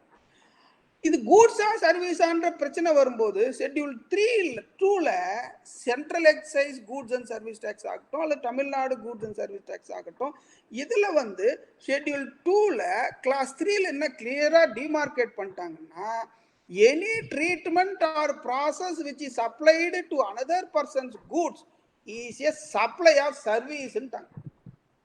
Supply of services. சரி சார், இப்போ ஜெயக்குமார் சார் இருக்கிறார், அவர் ஒரு ஜாப் ஒர்க்கர். கார்த்திகேயன் சார் இருக்கிறாரு, அவர் பிரின்சிபல். அவர் வந்து ஜெயக்குமார் சாருக்கு அனுப்புறாரு. அனுப்பிச்சு அவர் வந்து ஒரு என்ன பண்றாரு, ஜாப் ஒர்க்ல சர்வீஸும் பண்றாரு. அந்த ஒர்க்குக்கு வந்து ஒரு சில ப்ராடக்டை யூஸ் பண்றாரு. ஃபார் எக்ஸாம்பிள், ஒரு வாரண்டி பீரியட் இருக்கிற ஒரு ப்ராடக்ட் போது அதுல போல்டு போடணும், ஒரு நட்டு போடணும், அல்லது ஒரு டிஸ்பிளே மாற்றி கொடுக்கணும், இப்படி எல்லாம் பண்றாரு. அப்படின்போது அவர் என்ன யூஸ் பண்றாரு, சர்வீஸும் யூஸ் பண்றாரு, கூட்ஸும் யூஸ் பண்றாரு. இப்படி அவர் யூஸ் பண்றாரு. ஆனா அவர் அன்ரெஜிஸ்டர்ட் பர்சன் வச்சுக்கோமே. ஜெயக்குமார் சார் அன்ரெஜிஸ்டர்ட் பர்சன், அவர் ஜாப் ஒர்க்கர், கார்த்திகேயன் சார் வந்து பிரின்சிபல். இப்போ இந்த சூழ்நிலையில என்ன ஆகுதுன்னா, அவர் ஜெயக்குமார் அன்ரெஜிஸ்டர்ட் பர்சன் ஆகுதுன்னா, இந்த உங்களுக்கு எல்லாருக்கும் தெரியும், கூட்ஸுக்கு வந்து 40 லட்சம் ரூபாயும் சர்வீஸுக்கு வந்து 20 லட்சம் ரூபாய் நம்ம தமிழ்நாட்டில் இருக்குது. அண்டர்ஸ்டாண்ட் பண்ணிங்க. கூட்ஸுக்கு வந்து 40 லட்சம் ரூபாய் வரைக்கும் ரெஜிஸ்ட்ரேஷன் எடுக்க வேணாம், சர்வீஸுக்கு 20 லட்சம் ரூபாய் இருந்தால் எடுக்க வேணான்றது ரூல் இருக்கு, செக்ஷன் 22. இப்போ நான் என்ன கேட்குறேன்னா, இப்போ இவர் எந்த லிமிட்டை எடுத்து இவர் ரெஜிஸ்ட்ரேஷன் கால்குலேட் பண்ணுவாரு? 40 லட்சம் எடுப்பாரா, 20 லட்சம் எடுப்பாரா? ஏன்னா இவர் கூட்ஸும் யூஸ் பண்றாரு, சர்வீஸும் யூஸ் பண்றாரு. அண்டர்ஸ்டாண்ட் ஆச்சா இல்லையா? அப்படி இருக்கும்போது இந்த ரெண்டும் யூஸ் பண்ணா சர்க்குலர் என்ன சொல்றான்னா 20 லட்சம் தான் எக்ஸம்ஷன் சொல்றான். So whenever you applied for goods and services on a particular product for job work services, this is called 20 up to 20 lakh is exempted. நீங்க அண்டர்ஸ்டாண்ட் பண்ணீங்க சார் ரெஜிஸ்ட்ரேஷனுக்கு. அதே நேரத்தில் இது வந்து ஜாப் ஒர்க் வந்து ஈஸியாக சர்வீசஸ். இதுக்கு HSN கோடு வருமா, SAC வருமா? HSN harmonised system nomenclature, SAC service accounting code SAC. இதுக்கு வந்து SAC 9988, that is the code for registration for job work. 9988, this is the SAC code, not HSN code. Service accounting code, that is called SAC code. Okay sir, this is a job. Next sir. Yes sir. இப்போ sir இதுல என்ன ஒரு பிரச்சனை job ஒர்க்ல அப்படின்னா, நம்ம already நான் உங்களுக்கு சொல்லியிருக்கேன், சென்ட்ரல் எக்ஸைஸ்ல இது ஒரு ஜாப் ஒர்க்குன்னு அனுப்பிச்சிங்கன்னா, ஃபார் எக்ஸாம்பிள் ஒரு கோல்டை கொடுத்து ஜுவல்லரியா மாத்தினீங்க அப்படின்னா அது மேனுஃபேக்சர்ன்ட்டா சார். ஹலோ. Yes sir. ஒரு சென்ட்ரல் எக்ஸைஸ் காலத்துல ஒரு பொருளை கொடுத்து அந்த பொருள் வேற ஒரு டரிஃப் கோடுல வந்தாவே அது மேனுஃபேக்சரான்னு சொல்லிட்டான். இப்போ நீங்க கிளாத்தை கொடுத்து சட்டையா மாத்தீங்கன்னா கிளாத்துக்கு ஒரு டரிஃப் கோடு. அப்போ நீங்க TN VAT ஆக்ட்ல வந்து பிளைன் கிளாத்துக்கு வந்து வரி கிடையாது, எக்ஸம்டட். அதை சட்டையா மாத்தினீங்கன்னா டாக்ஸபிள். நீங்க ஒரு நிறைய பட்டு சேலை கல்யாணத்துக்கு எடுத்திருப்பீங்க, அதுல பில் போட்டதுக்கு அப்புறம் பட்டு சேலை கொஞ்சம் போடுவான். ஏன் சொல்லுங்க பார்க்கலாம், யாருக்கா தெரியுமா? பட்டு சேலை எடுக்க போனீங்கன்னா பில் போட்டதுக்கு அப்புறம் தான் கொஞ்சம் சர்வீஸ் அந்த கொஞ்சம் பண்ணி கொடுப்பாங்க. ஆமா சார். அது ஏன் சார்?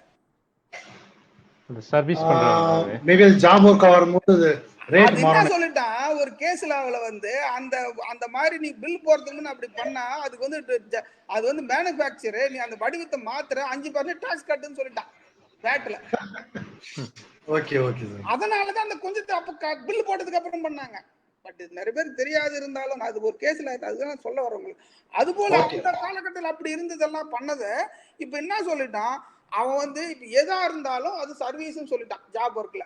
அப்போ இந்த ஜாப் ஒர்க் வந்து சர்வீஸா அப்படின்னு பார்க்கும்போது இது மேனுஃபேக்சரா அப்படின்னு பாத்தீங்கன்னா அப்படி கிடையாது. ஏன்னா நிறைய அந்த 11/2017 நோட்டிபிகேஷன் நீங்க பாத்தீங்கன்னா 26I 1 இயர்ல manufacture of clay brick, manufacture of leather goods, manufacture of footwear, manufacture handicraft, manufacture umbrella அப்படின்னு தான் வரும். ஆனால் மேனுஃபேக்சர்னு இருந்தாலும் அது வந்து ஜாப் ஒர்க் தான்.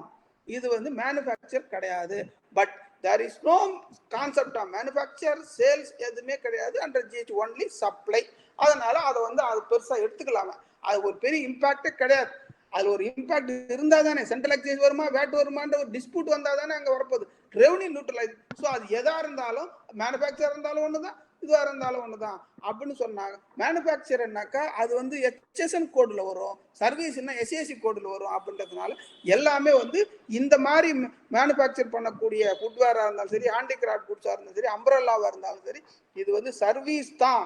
அதுக்கு ரெஜிஸ்டர்ட் பர்சன் பண்ணாருன்னா 12, அண்டர்ஸ்ட் 18% சொல்லி அதை கம்ப்ளீட் பண்ணிட்டாங்க. இதுதான் சார் இந்த ஒரு அர்த்தம். Next sir.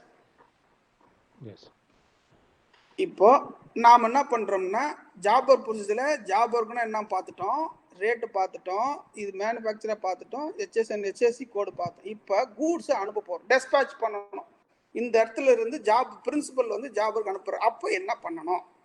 A registered person principal under intimation, ஒரு ரெஜிஸ்டர்ட் பர்சன் அதாவது பிரின்சிபல் வந்து அண்டர் இன்டிமேஷன்ல ஒரு இன்புட்டோ கேபிட்டலோ ஜாப் ஒர்க் அனுப்புவாரு.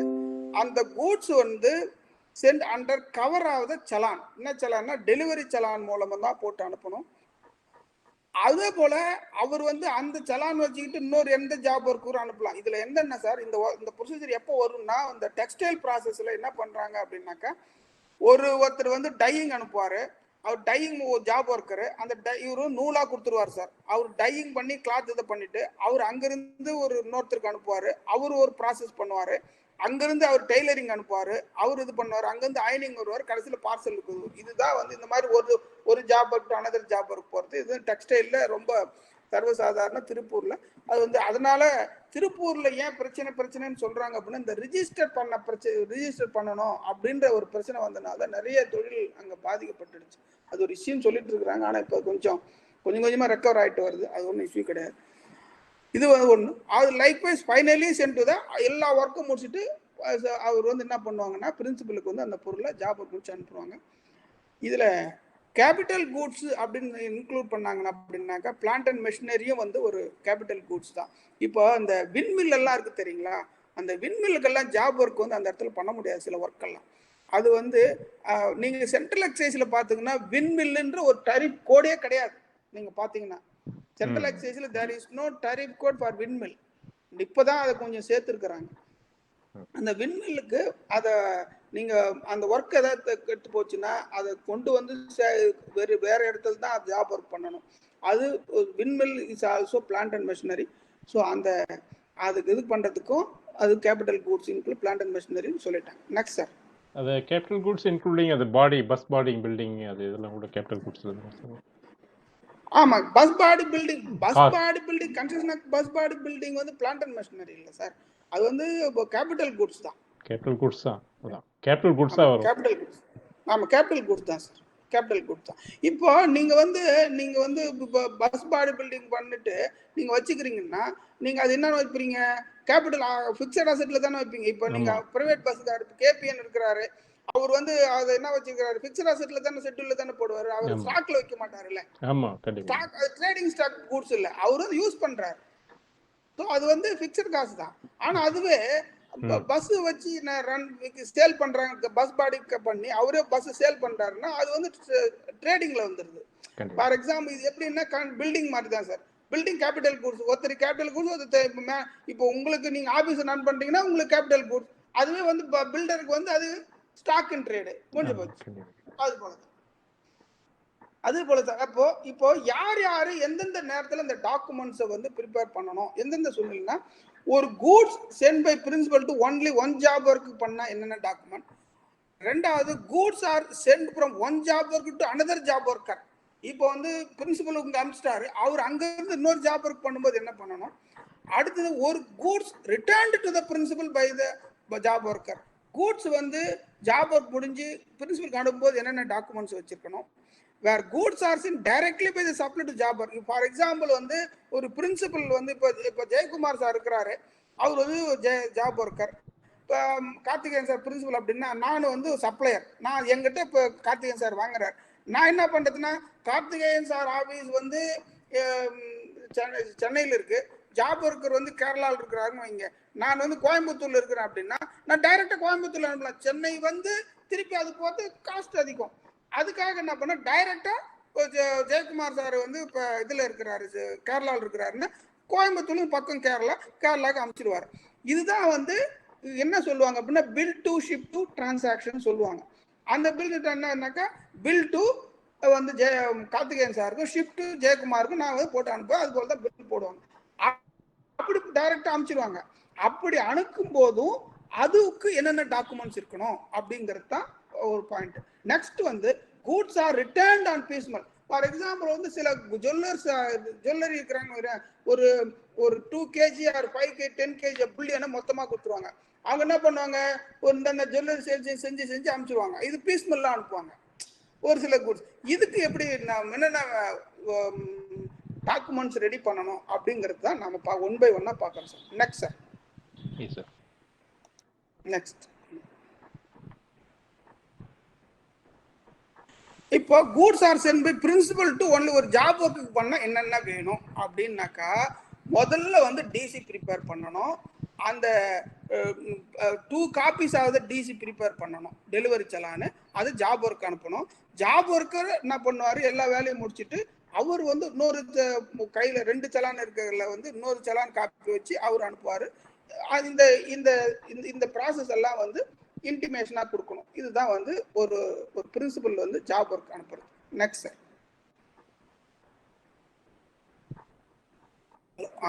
அடுத்தது good sent one job to another job work என்ன பண்ணுவாங்க அப்படின்னா ஒருத்தர் ஆள் இந்த சலான் வந்து issued by the principal or job worker.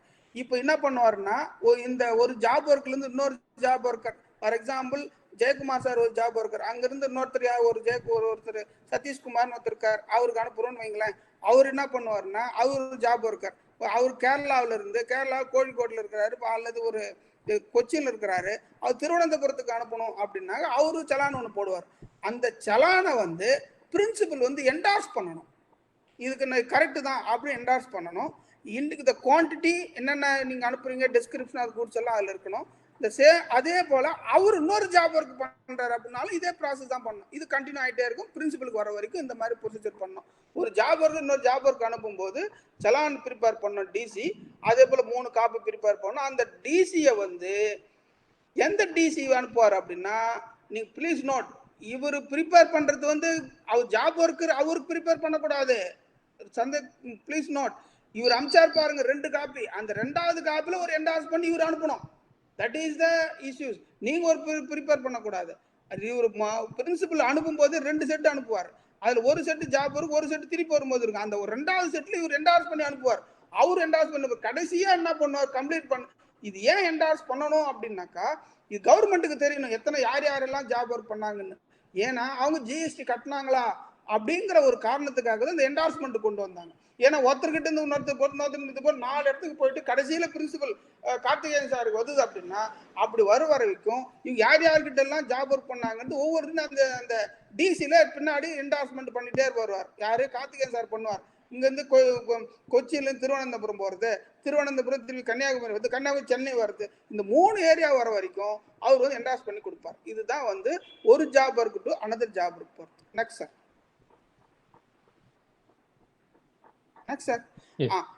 Return to the principal. அதாவது கூட்ஸ் எல்லாம் முடிஞ்சு பிரின்சிபலுக்கு அனுப்பணும் ஜாப் ஒர்க் அப்படின்னா என்ன பண்ணணும், அதே போல் 2வது காப்பி சலானை வச்சு இவே பில்ல வச்சு இந்த கூட்ஸை வந்து திருப்பி அவங்களுக்கு அனுப்புவாங்க. அதுதான் இப்போ வந்து goods return to the job by the job worker. Next sir.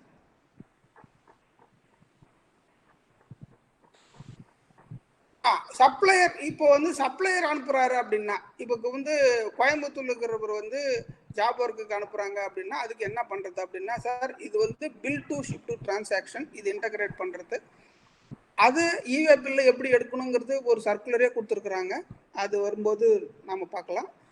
இப்போ ஒன் பிளேஸ்ல இருந்து சப்ளையர் டைரக்டா என்ன பண்ணுவாரு, பிரின்சிபலுக்கு அனுப்பாம ஜாப் ஒர்க்கு அனுப்புறாரு. அப்படி அனுப்பும்போது டிசி என்ன டிசி போடக்கூடாது, ப்ளீஸ் நோ.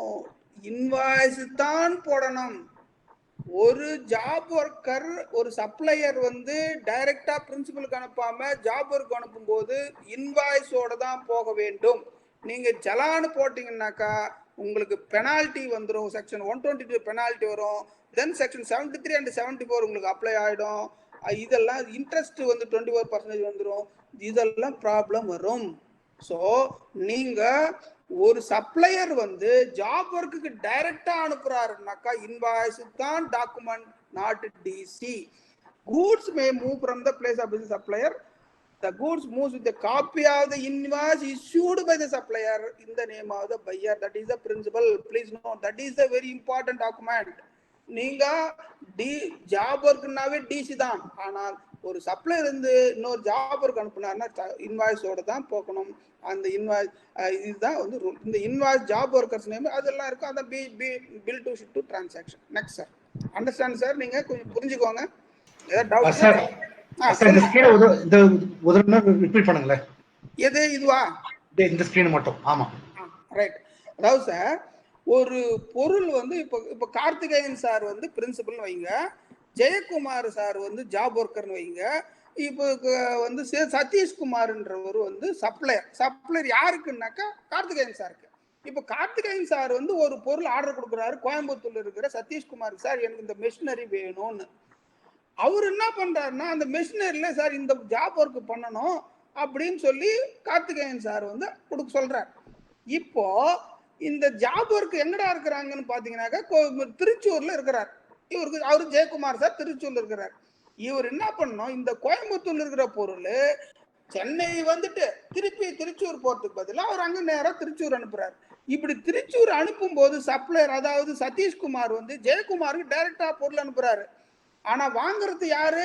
கார்த்திகேயன் சார். இப்படி அனுப்பும் போது அந்த டைம்ல டிசி போடக்கூடாது. இன்வாய்ஸ் வச்சுதான் கூட்ஸ் வந்து கோயம்புத்தூர்ல இருந்து திருச்சூருக்கு மூவ் பண்ணும்போது இன்வாய்ஸ் வச்சுதான் அனுப்பணும். டிசி கொடுக்குறாரு, டெலிவரி செலான் வந்து கார்த்திகேயன் சார் தருவார் பாருங்க, அதை வச்சு அனுப்பக்கூடாது. அப்படி அனுப்புனீங்கன்னா இன்ட்ரெஸ்ட் பெனால்ட்டி வரும். புரியுதா சார்? இது ஒன்லி ஷிப் டு பில் அந்த கேஸ்ல மட்டும் தான் இது மாதிரி வரும் சார்.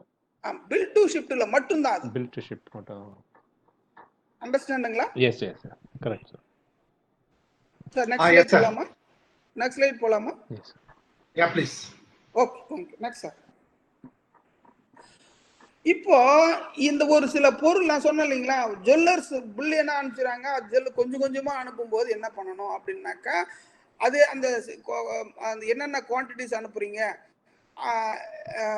அந்த ஒவ்வொரு ஜாப் ஒர்க் கம்ப்ளீஷன் ஆனதுக்கு அப்புறம் எவ்வளோ குவான்டிட்டி அனுப்புன்னு சொல்லணும்.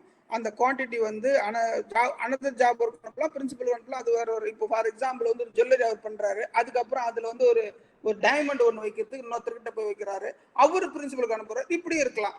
இதுக்கு வந்து சலான் தான்.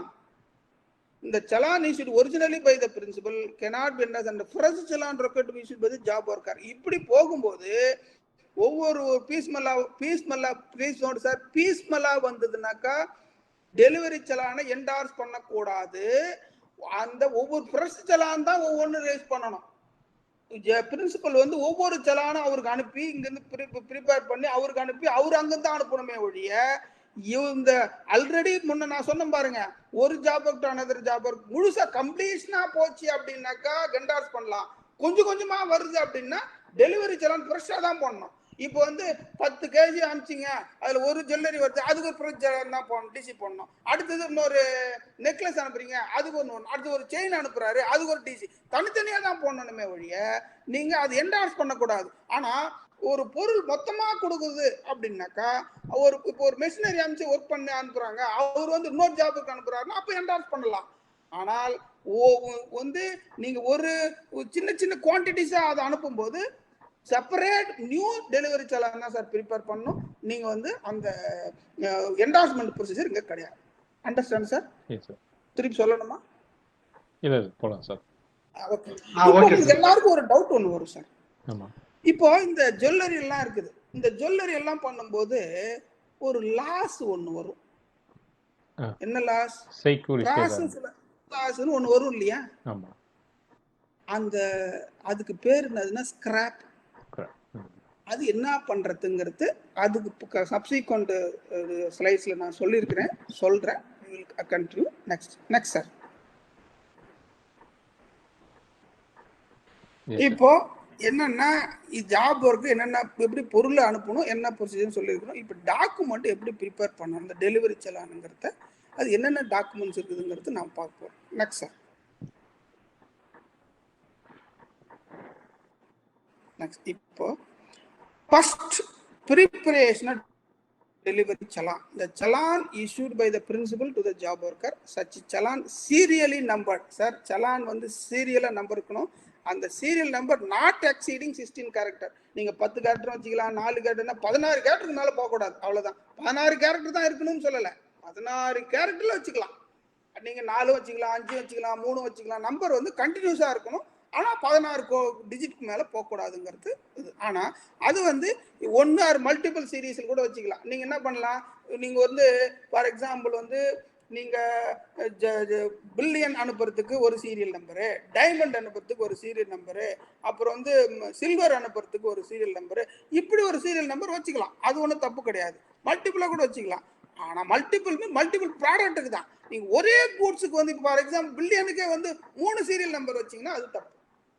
சீரியல் நம்பர் கரெக்டாக இருக்கணும். 1 2 3ன்னு இருக்கணும். ஒரு இயர் நீங்கள் உங்களுடைய கொள்கை, உங்கள் பாலிசி, அக்கௌண்டிங் பாலிசி எப்படியோ ஒவ்வொரு இயருக்கும் பண்ணலாம் அல்லது மொத்தமாக பண்ணலாம். ஆனால் மேக்ஸிமம் ஒவ்வொரு இயருக்கும் தான் தனித்தனி ஏப்ரல் டு மார்ச்சுக்கு மட்டும் தனித்தனியாக சீரியல் நம்பர் கோடு கேட்பாங்க. அதுதான் நம்ம பண்ணணும். அது சீரியலாக இருக்கணும். அது சேஞ்ச் ஆச்சுன்னா அதுக்கு ரீசன் சொல்லணும்.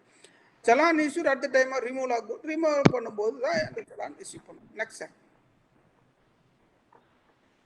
கண்டென்ட் ஆஃப் டெலிவரி சலான் என்னென்ன, ஒவ்வொரு டெலிவரி சலான்ல என்னென்ன டீட்டெயில்ஸ் இருக்கணுங்கிறத வந்து சொல்றாங்க. இங்க வந்து அரசாங்கமே வந்து ஒரு ஜாப் ஒர்க்குக்கு சார் மேக்சிமம் டெலிவரி சலான் வந்து ஜாப் ஒர்க்குக்கு தான். ஆனால் அவங்களே என்ன போட்டுக்கிறாங்க, HSN கோடுன்னு போடுறாங்க. அது என்ன தாழ்மையான கருத்து. HSN கோடு வராது. ஏன்னா நீயே சொல்லிட்டே சர்வீஸ்ன்னு சொல்லும்போது எப்படி HSN கோடு வரும்? HSN code only for goods, not for service. But we are doing only for service. Job work is a service. So we have to put only SAC code. But here our தப்பா சொல்லிக்கிறாங்க. இந்த rule number 55 CGS ரூல்ல HSN கோடுன்னு அது கிடையாது. SAC code 99988 போடணும். அடுத்து வந்து quantity போடணும், date, number, name and address, இந்த GST number of the consignor, consignee, இவங்களதெல்லாம் அந்த எல்லாம் டீட்டெயிலாம் அதில் ஃபில்அப் பண்ணணும். Next sir.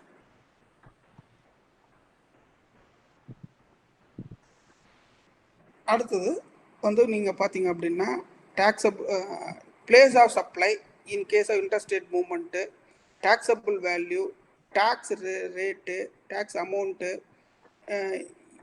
இந்த சிஜிஎஸ்டி எவ்வளோ, HGST எவ்வளோ, IGST எவ்வளோ, இதெல்லாம் வந்து அந்த டெலிவரி சலானில் இருக்கணும்.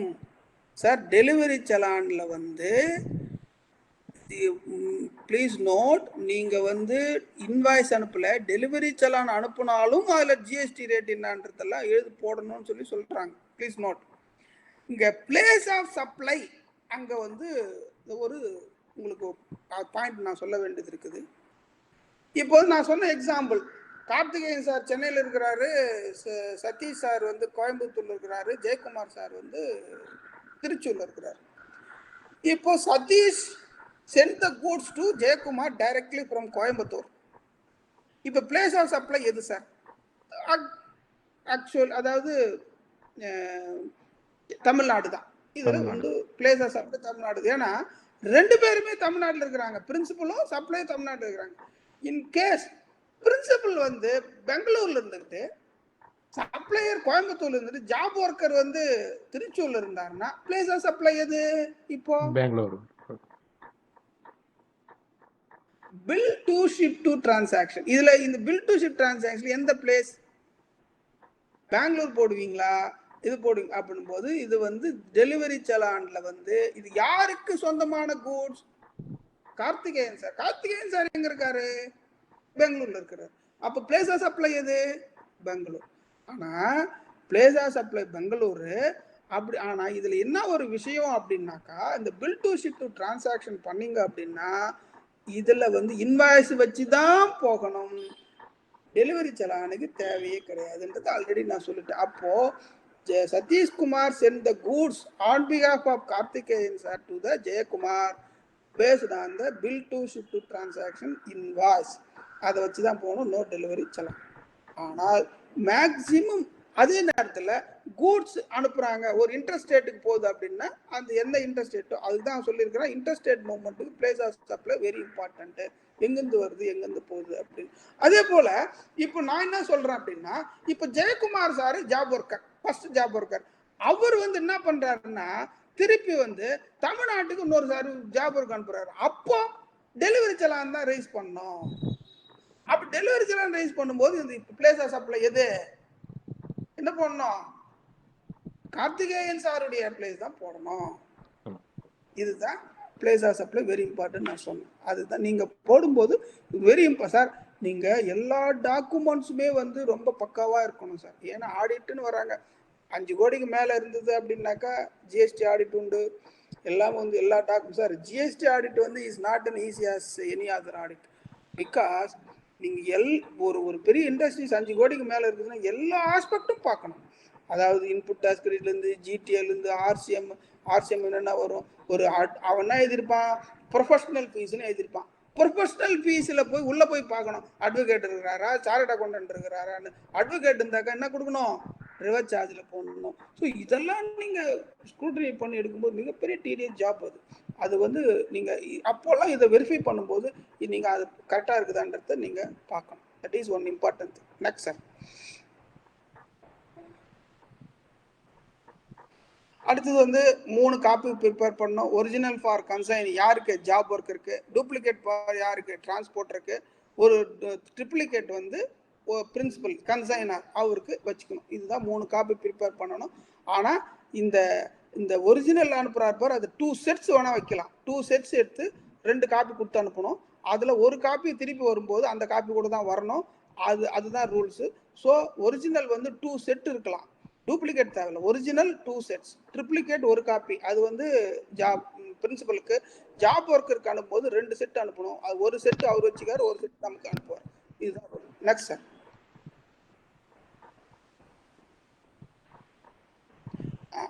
டைமில் இப்போ சார் கூட்ஸ் அமிச்சாச்சு, டெலிவரி செலான் போட்டாச்சு, இது இன்வாய்ஸ் போட்டாச்சு, எல்லாம் பண்ணிட்டு கூட்ஸ் அமிச்சாச்சு. இந்த கூட்ஸ் வந்து எத்தனை காலத்தில் ஜாப் ஒர்க் முடிச்சு பிரின்சிபலுக்கு அனுப்பணும், இது செக்ஷன் 143 சொல்லியிருக்கிறாங்க. அப்படி சொல்லும்போது இந்த கூட்ஸை வந்து 3ஆ பிரிக்கிறாங்க. இன்புட், அதாவது ரா மெட்டீரியலு அல்லது ரா மெட்டீரியல் சம்மந்தப்பட்டது, இதெல்லாம் input. Capital goods maximum plant and machinery related product. இது இல்லாம moulds and dies, jigs and fixtures or tools with அப்படின்றதெல்லாம் கொஞ்சம் இருக்குது. இதையும் வந்து அனுப்புறாங்க. ஃபார் எக்ஸாம்பிள் உண்டாய் கம்பெனிக்காரங்க என்ன பண்ணுவாங்கன்னா டைஸ் அனுப்புவாங்க. அது எதுக்குன்னாக்கா அந்த பிரேக் பண்றதுக்கு. பிரேக் தெரியுமா, உண்டாய் காருக்கு பிரேக் இருக்கு இல்லையா, அதுக்கு டை அனுப்புவாங்க.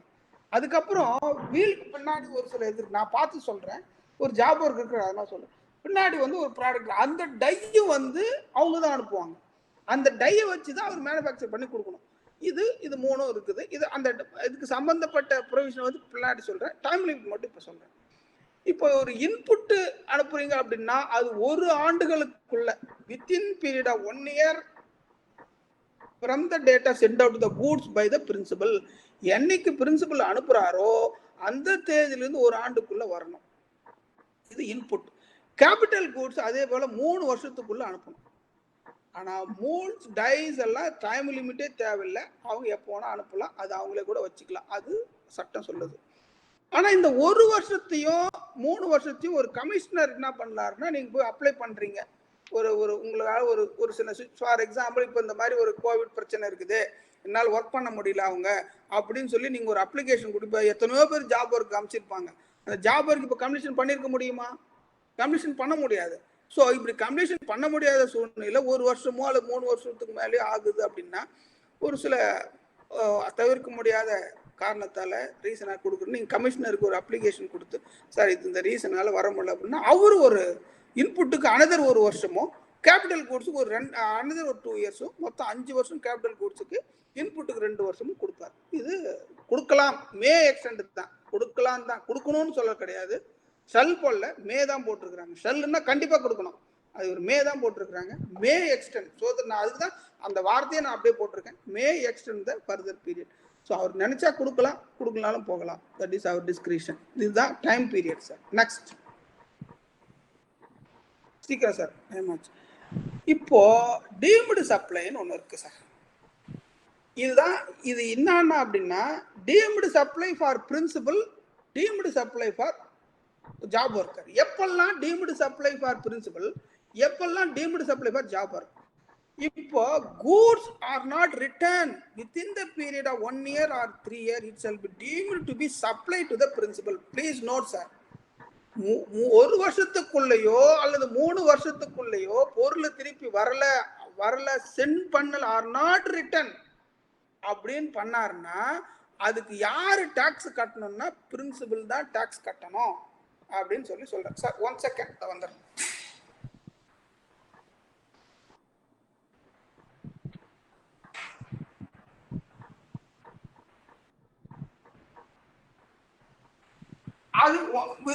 அதுக்குள்ள அவரு கூட்ஸ் வந்து ரிட்டர்ன் அனுப்பணும். அப்படி ரிட்டர்ன் அனுப்பல அப்படின்னா பிரின்சிபல் வந்து அதுக்கு லைபிலிட்டி ஆகிறாரு, ஜிஎஸ்டி கட்டணும், இன்ட்ரெஸ்ட் 18% கட்டணும்.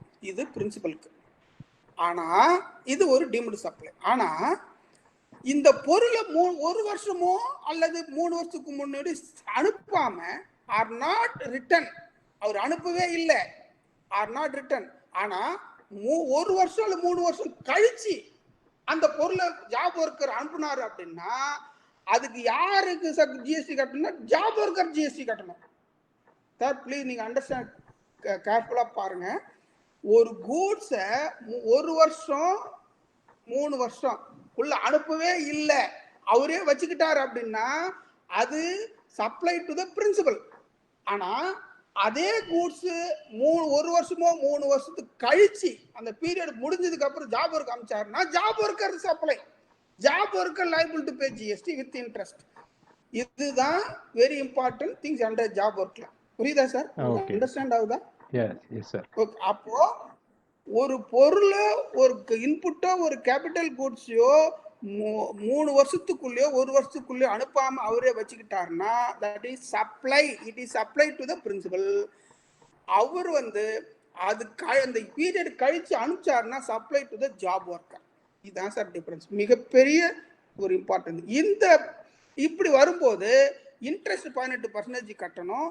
அதுக்கப்புறம் இவர் பிரின்சிபலோ அல்லது ஜாப் ஒர்க்கோ ஜிஎஸ்டிஆர் 1 ரிட்டர்ன் ஃபைல் பண்ணணும், 3P ரிட்டர்ன் ஃபைல் பண்ணணும். இதுதான் ப்ரொசீஜர். Next sir.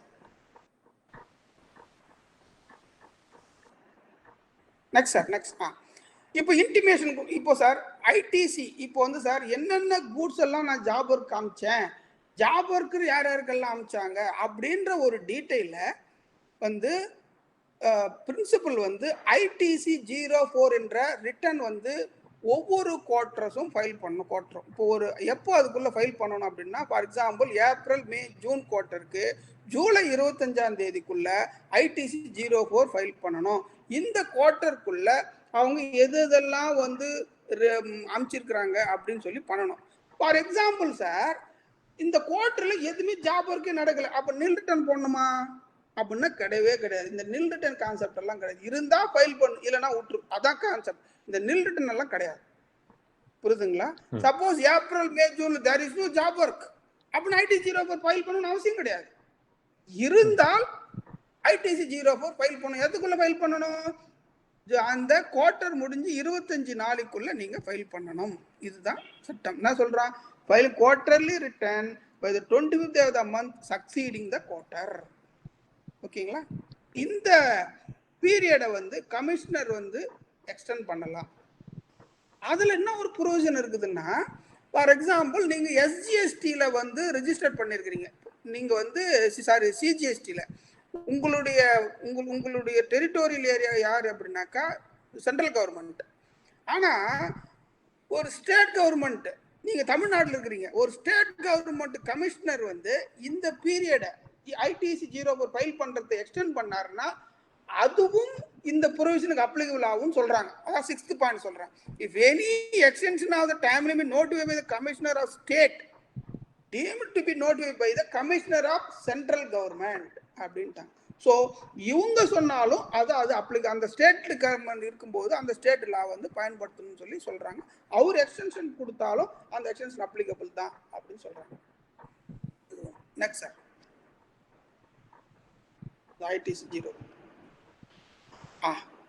இப்போ ஐடிசி 0 போல போட்டோம். இப்போ ரெஜிஸ்ட்ரேஷன் பண்ணணுமா பண்ணக்கூடாதா, இது யாருக்கெல்லாம் பண்ணணும்? 20 லட்சமா அல்லது 40 லட்சமா என்ன பண்ணும்போது job work is a service. So 20 லட்சம் தான், 20 லட்சம் ரூபாய். சரி, நீங்க செக்ஷன் 24ல பாத்தீங்கன்னா கம்பல்சரி ரெஜிஸ்ட்ரேஷன் ஒன்று இருக்குது, நீங்க பார்த்துருப்பீங்க. அந்த கம்பல்சரி ரெஜிஸ்ட்ரேஷன்ல interstate supply of goods or service, interstate supply தான் சொல்லியிருப்பாங்க, கூட்ஸ் சர்வீஸ். இன்டர்ஸ்டேட் சப்ளை அப்படின்னு இருந்தாவே கம்பல்சரி ரெஜிஸ்ட்ரேஷன் எடுக்கணும். அதுக்கு வந்து என்ன கிடையாது, அந்த த்ரெஷோல்ட் லிமிட் 20 லட்சமோ 40 லட்சமோ கிடையாது. ஆனால் என்ன பண்ணிருக்காங்க அப்படின்னா, நோட்டிபிகேஷன் 10/2017ல என்ன சொல்லிட்டாங்கன்னா, சர்வீஸ் மட்டும் இன்டர்ஸ்டேட் சப்ளை சர்வீஸ் பண்ணின அப்படின்னா 20 லட்சம் வரைக்கும் நீ வந்து ரெஜிஸ்ட்ரேஷன் எடுக்க தேவையில்லை அப்படின்னு சொல்லிட்டாங்க. செக்ஷன் 24 ஐல ஒன்னு என்ன சொல்றாங்கன்னா, interstate சப்ளைனா the compulsory registration, there is no threshold limit provided if it is interstate supply of services. அப்படி இருந்தால் if the supply is not less than 20 lakh rupees, you don't want to take the registration. So job work வந்து அது interstate சப்ளையா இருந்தாலும் சரி, அது இன்ட்ராஸ்டேட் சப்ளையா இருந்தாலும் சரி, 20 லட்சம் ரூபாய்க்கு கீழே இருந்தால் no GST registration is required. But one disadvantage is 18% of the GST is applicable. That is மிகப்பெரிய disadvantage if unregistered. To whom it is a disadvantage? Principal. வேலை கொடுக்குறோம், வேலை கொடுக்க மாட்டான். ஏப்பா நீ ரெஜிஸ்டர் பண்ண, நான் இதுக்கு 18% கட்டணும், எனக்கு அதெல்லாம் தேவையில்லை, நீ ரெஜிஸ்டர் பண்ண அந்த 18% வரும், நான் இதுக்கு தேவையில்லாம உனக்கு 6% கொடுக்கணும்னு சொல்லி ஒதுக்கிடுவாங்க. அதனால் இதை என்கரேஜ் பண்றதுக்காகவே இந்த ரெடியூஸ் பண்ணி இதை பண்ணிருக்கிறாங்க. This is one of the system. Understand sir? Yes sir. Can we move next one sir? Yeah please sir. Okay, next. சரி, இந்த ஜாப் ஒர்க் ப்ராசஸுக்கெல்லாம் யாரு புக்ஸ் எல்லாம் மெயின்டைன் பண்ணணும் அப்படின்னு பார்த்தீங்கன்னா, பிரைமரி ரெஸ்பான்சிபிலிட்டி மூவ் பண்றது யார் பண்றதெல்லாம் பிரின்சிபல் தான். ஜாப் ஒர்க்கர் வச்சுக்கணும் அவசியமே கிடையாது. Job work anyway not at all responsible to maintain books of accounts. நீ ஜாப் ஒர்க்குன்னு மீட் இதெல்லாம் பிரின்சிபல் தான் மெயின்டைன் பண்ணணும். அவர் யாருக்கு அமிச்சேன், ஏன்னா ஐடிசி 04 கொடுத்துட்றாரு. ஐடிசி 04ல எல்லா டீட்டெயிலும் வந்துடும். என்னென்ன புக்ஸ் மெயின்டைன் பண்ணணும், என்னென்ன வச்சுக்கணும், யார் யாருக்கெல்லாம் அமிச்சு, இந்த டீட்டெயில் அவர் தான் மெயின்டைன் பண்ணணும். இந்த ரெஸ்பான்சிபிலிட்டி அவருக்கு தான் இருக்குது. அவர் நீங்கள் ஜாப் ஒர்க்கருக்கு இந்த ரெஸ்பான்சிபிலிட்டி கிடையாது. Next sir. இப்போ எப்படி இன்வாய்ஸ் ரேஸ் பண்ணணும் சார்? இப்போ ஜாப் ஒர்க் கம்ப்ளீஷன் ஆயிடுச்சு அப்படின்னா அவரு எப்படி இன்வாய்ஸ் ரேஸ் பண்ணுவாரு? இப்போ வந்து கூட்ஸும் யூஸ் பண்றாரு, சர்வீஸும் யூஸ் பண்றாரு. சர்வீஸ் மட்டுமா பண்றாரு அவரு? இப்போ எப்பயுமே ஆல் தி ஜாப் ஒர்க். இப்போ நீங்க ஒன்றும் வேணாம், டெய்லரிங் சர்வீஸ் பண்றீங்கிறாரு, அவர் கிளாத் பண்றாருன்னா அவர் என்ன பட்டன் வாங்குறாரு, நூல் வாங்குறாரு, பட்டி இது இந்த சட்டைக்கு எதுக்கு வந்ததுக்கு ஒரு பட்டி மாதிரி ஒன்று வாங்குறாரு. இதெல்லாம் கூட்ஸ் இல்லையா? அவர் சர்வீஸ் எது? தைக்கிறது சர்வீஸ். இப்போ அவர் எப்படி சார்ஜ் போடுவார் சொல்லுங்க? ரெஜிஸ்டர்ட் பர்சனா எப்படி போடுவார், அன்ரெஜிஸ்டர்ட் பர்சனா எப்படி போடுவார்? அப்படின்னா அவர் வந்து முதல்ல டெய்லரிங் சர்வீஸு, இந்த ஒரு சட்டைக்கு 30 ரூபாய், 100 சட்டை 3000 ரூபாய், அதுக்கு 18%. பட்டனு அது 5%. அதுக்கப்புறம் த்ரெட்ஸு அதுக்கு 12%. அதுக்கப்புறம் பட்டி, இப்படி தனித்தனியாக போட்டு தான் பில் ரைஸ் பண்ணணும். இதுதான் நடைமுறை ஜாப் ஒர்க்கரு. நீங்கள் எல்லாத்துக்கும் சேர்த்து 12% போடக்கூடாது. இது ஏன் அந்த பிரச்சனை வந்தது அப்படின்னா, இந்த கார் ரிப்பேர் பண்ணும்போது அவன் நிறைய கூட்ஸ் யூஸ் பண்ணுறான். அப்படி யூஸ் பண்ணிட்டு இருக்கும்போது என்ன ஆகுதுன்னாக்கா, நான் சர்வீஸும் பண்ணுறான், கூட்ஸ் பண்ணால் எப்படி பண்ணுறது அப்படின்போது ஃபைனான்ஸ் மினிஸ்ட்ரி, அதாவது சிபிஎஸ்சி ஒரு கிளாரிஃபிகேஷன் என்ன கொடுத்துட்டாங்கன்னா, நீ இப்படி பண்ணுறியா, கூட்ஸுக்கு தனியாக போடு, சர்வீஸ் தனியாக போடு அப்படின்னு சொல்லிட்டாங்க. ஆனால் த்ரெஷோல்டு லிமிட் 20 லட்சம் தான். இது சொல்லிட்டேன். Next sir.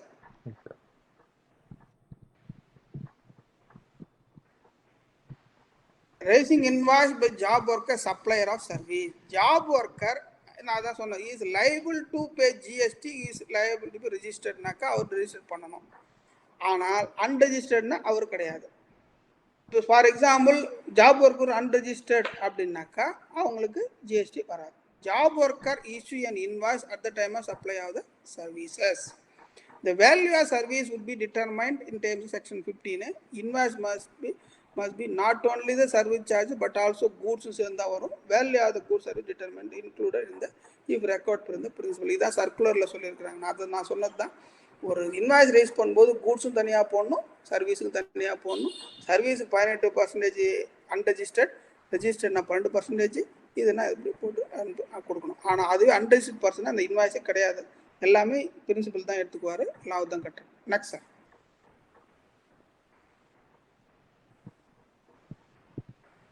Supply of goods from the principal if goods are supplied from job worker place. Supply of goods from the principal if the goods principal may supply with invoice from the place of business. அதாவது sir என்ன பண்றாருன்னா principal என்ன பண்ணுவாரு, இப்போ job work ஒரு goods அனுப்புறாரு, job work goods எல்லாம் அமுச்சு முடிச்சுது, அது என்ன பண்றாரு அங்கிருந்து சேல்ஸ்க்கு அனுப்புறாரு. இப்போ ஃபார் எக்ஸாம்பிள் வந்து ஜெயக்குமார் சார் கர்நாடகாவில் இருக்கிறார், தமிழ்நாட்டுக்கு ஜெயக்குமார் இது கார்த்திகேயன் சார் கர்நாடகாவில் இருக்கார், ஜெயக்குமார் தமிழ்நாடு ஜாப் ஒர்க் வந்துடுச்சு. வந்த உடனே இங்கே முடிச்சதுக்கு அப்புறம் இப்போ வந்து ஃபார் எக்ஸாம்பிள் இந்த நம்ம பேச்சு முத்து சார்னு ஒருத்தர் இருக்கிறார், அவர் என்ன கேட்குறாரு, தமிழ்நாட்டில் எனக்கு கொடுத்துருங்க அந்த பொருள்னு ஆர்டர் கேட்குறாரு. அவர் என்ன பண்ணுறாரு, இப்போ இவர் தமிழ்நாடு கோயம்புத்தூர் இருக்கிறாரு, நீங்களும் கோயம்புத்தூருக்கு அவருக்கு அப்படியே சப்ளை பண்ணுறதுக்கு அவர் வந்து கார்த்திகேயன் சார் டைரக்ஷன் கொடுத்துட்றாரு. இப்போ இப்படி சப்ளை பண்ணும்போது எப்படி சப்ளை பண்றது அப்படிங்க யார் இன்வாய்ஸ் ரைஸ் பண்றதுன்னா கேள்வி. அப்போ the principal may supply with invoice from the place of business. இப்படி பண்ணும்போது ஜாப் ஒர்க்கர் ரெஜிஸ்டர் பண்ணியிருந்தாருனாக்கா தேவையில்லை, எந்த விதமான அடிஷனல் பிளேஸும் தேவையில்லை. இவர் இன்வாய்ஸ் வந்து ரைஸ் பண்ணி ஜாப் ஒர்க் அனுப்புவாரு, அவர் அங்க வந்து பொருளை கொடுத்துருவாரு, முடிஞ்சு போச்சு. ஆனா அதுவே அன்ரெஜிஸ்டர்ட் பர்சன் கிட்ட நீங்க ஜாப் ஒர்க் கொடுத்து அவர் அங்கிருந்து பொருளை விற்கிறார், சப்ளை பண்றாரு அப்படின்னா பிரின்சிபல் என்ன பண்ணணும், அந்த ஜாப் ஒர்க் பிளேஸ ரெஜிஸ்ட்ரேஷன் சர்டிபிகேட்ல போய் அமெண்ட் பண்ணணும். என்ன அமெண்ட் பண்ணணும், அந்த அன்ரெஜிஸ்டர்ட் பர்சனுடைய பிளேஸ் வந்து அடிஷனல் பிளேஸ் ஆஃப் பிசினஸ் அப்படின்னு ஒன்று போட்டு அவர் ரெஜிஸ்ட்ரேஷன் அமெண்ட் பண்ணி எடுக்கணும். அப்படி எடுத்தாதான் அன்ரெஜிஸ்டர்ட் பர்சன் கிட்ட இருந்து டைரக்டா சப்ளை பண்ண முடியும். அப்படி இல்லைன்னா நீங்க ரெஜிஸ்டர்ட் பர்சன் கிட்ட இருந்து டைரக்டா சப்ளை பண்ணலாம், அது ஒன்றும் பிரச்சனை இல்லை. ஆனால் அன்ரெஜிஸ்டர்ட் பர்சன் கிட்ட பண்ணும்போது பிரின்சிபல் வந்து அந்த அன்ரெஜிஸ்டர்ட் பர்சன் பிளேஸ் வந்து அடிஷனல் பிளேஸ் ஆஃப் பிசினஸ் அப்படின்னு இவருடைய ரெஜிஸ்ட்ரேஷன் சர்டிபிகேட் அமெண்ட்மெண்ட் பண்ணி தான் பண்ண முடியும். அப்படி பண்ணலாம அவர் கூட்ஸ் அனுப்பிச்சாருனாக்கா 200% penalty on the value of the goods. Please note. So this is the very important point. நீங்க அன்ரெஜிஸ்டர்ட் பர்சன் கிட்ட இருந்து சப்ளை பண்ண விற்கிறீங்க பொருள் அப்படின்னா இந்த ரூல்ஸை ஃபாலோ பண்ணணும். இதுதான் மொத்தமாக நான் 5 பாயிண்ட்ல கொடுத்துருக்கிறேன் சார். இதுதான் nutshell. Time, value, place of supply would have to be determined in the hands of the principal irrespective of location. Okay, next ITC. Next sir. Yes sir. Part 3 next.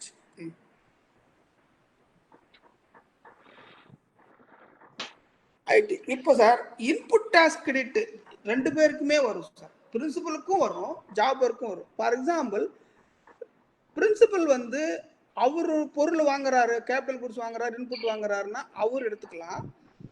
Job worker வந்து register பண்ணியிருந்தாருன்னா அவர் use பண்ற கூட்ஸுக்கும் அந்த சர்வீஸுக்கும் input charge எடுத்துக்கலாம். அதான் sir நட்சல். Eligibility ITC இவ்வளவுதான் sir மொத்தம். Section 19 இதை தான் சொல்லுது.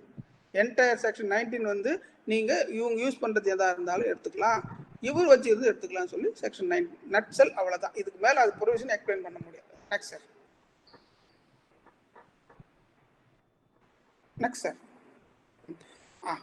இப்போ மூல்ஸ், டைஸ், ஜிக்ஸ் இதுக்கெல்லாம் அண்டு வேஸ்ட் அண்டு ஸ்கிராப் இதை எப்படி டீல் பண்றாங்க ஜாப் ஒர்க்ல அப்படின்னு நாம பார்க்கலாம். வாங்க sir.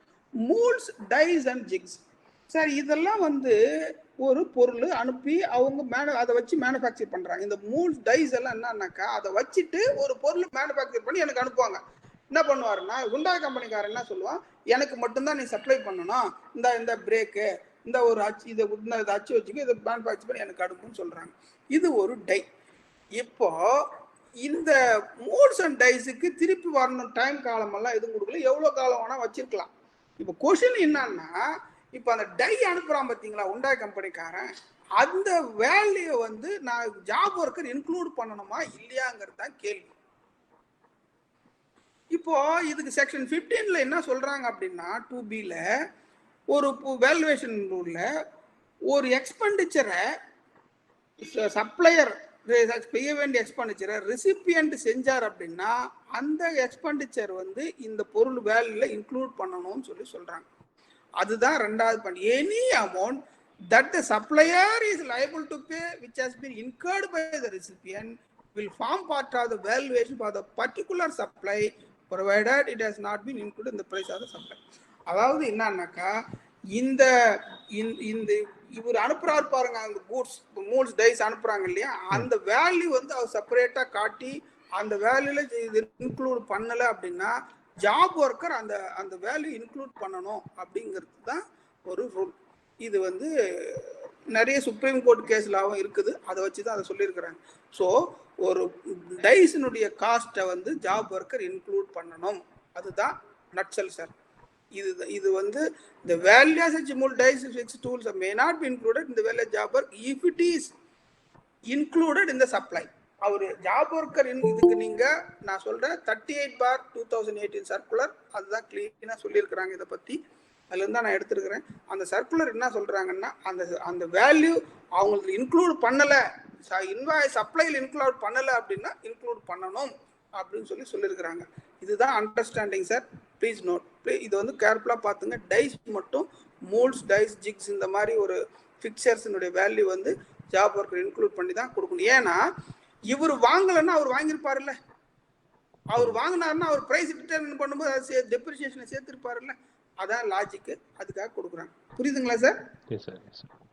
Okay, next. Waste and scrap. இப்போ இந்த கோல்டெல்லாம் அனுப்புறாங்க இல்லையா, கோல்டு அனுப்புறாங்க, சில மெட்டீரியல் அனுப்புறாங்க, அப்போ வேஸ்டேஜ் ஆகும். அப்போ அந்த வேஸ்டேஜுக்கு வந்து டாக்ஸ் கட்டணுமா அப்படின்னு நீங்க பாத்தீங்க அப்படின்னா கட்டணும். அது எப்போ கட்டணும்? ரெக்கவரபிளா நான் ரெக்கவரபிளா?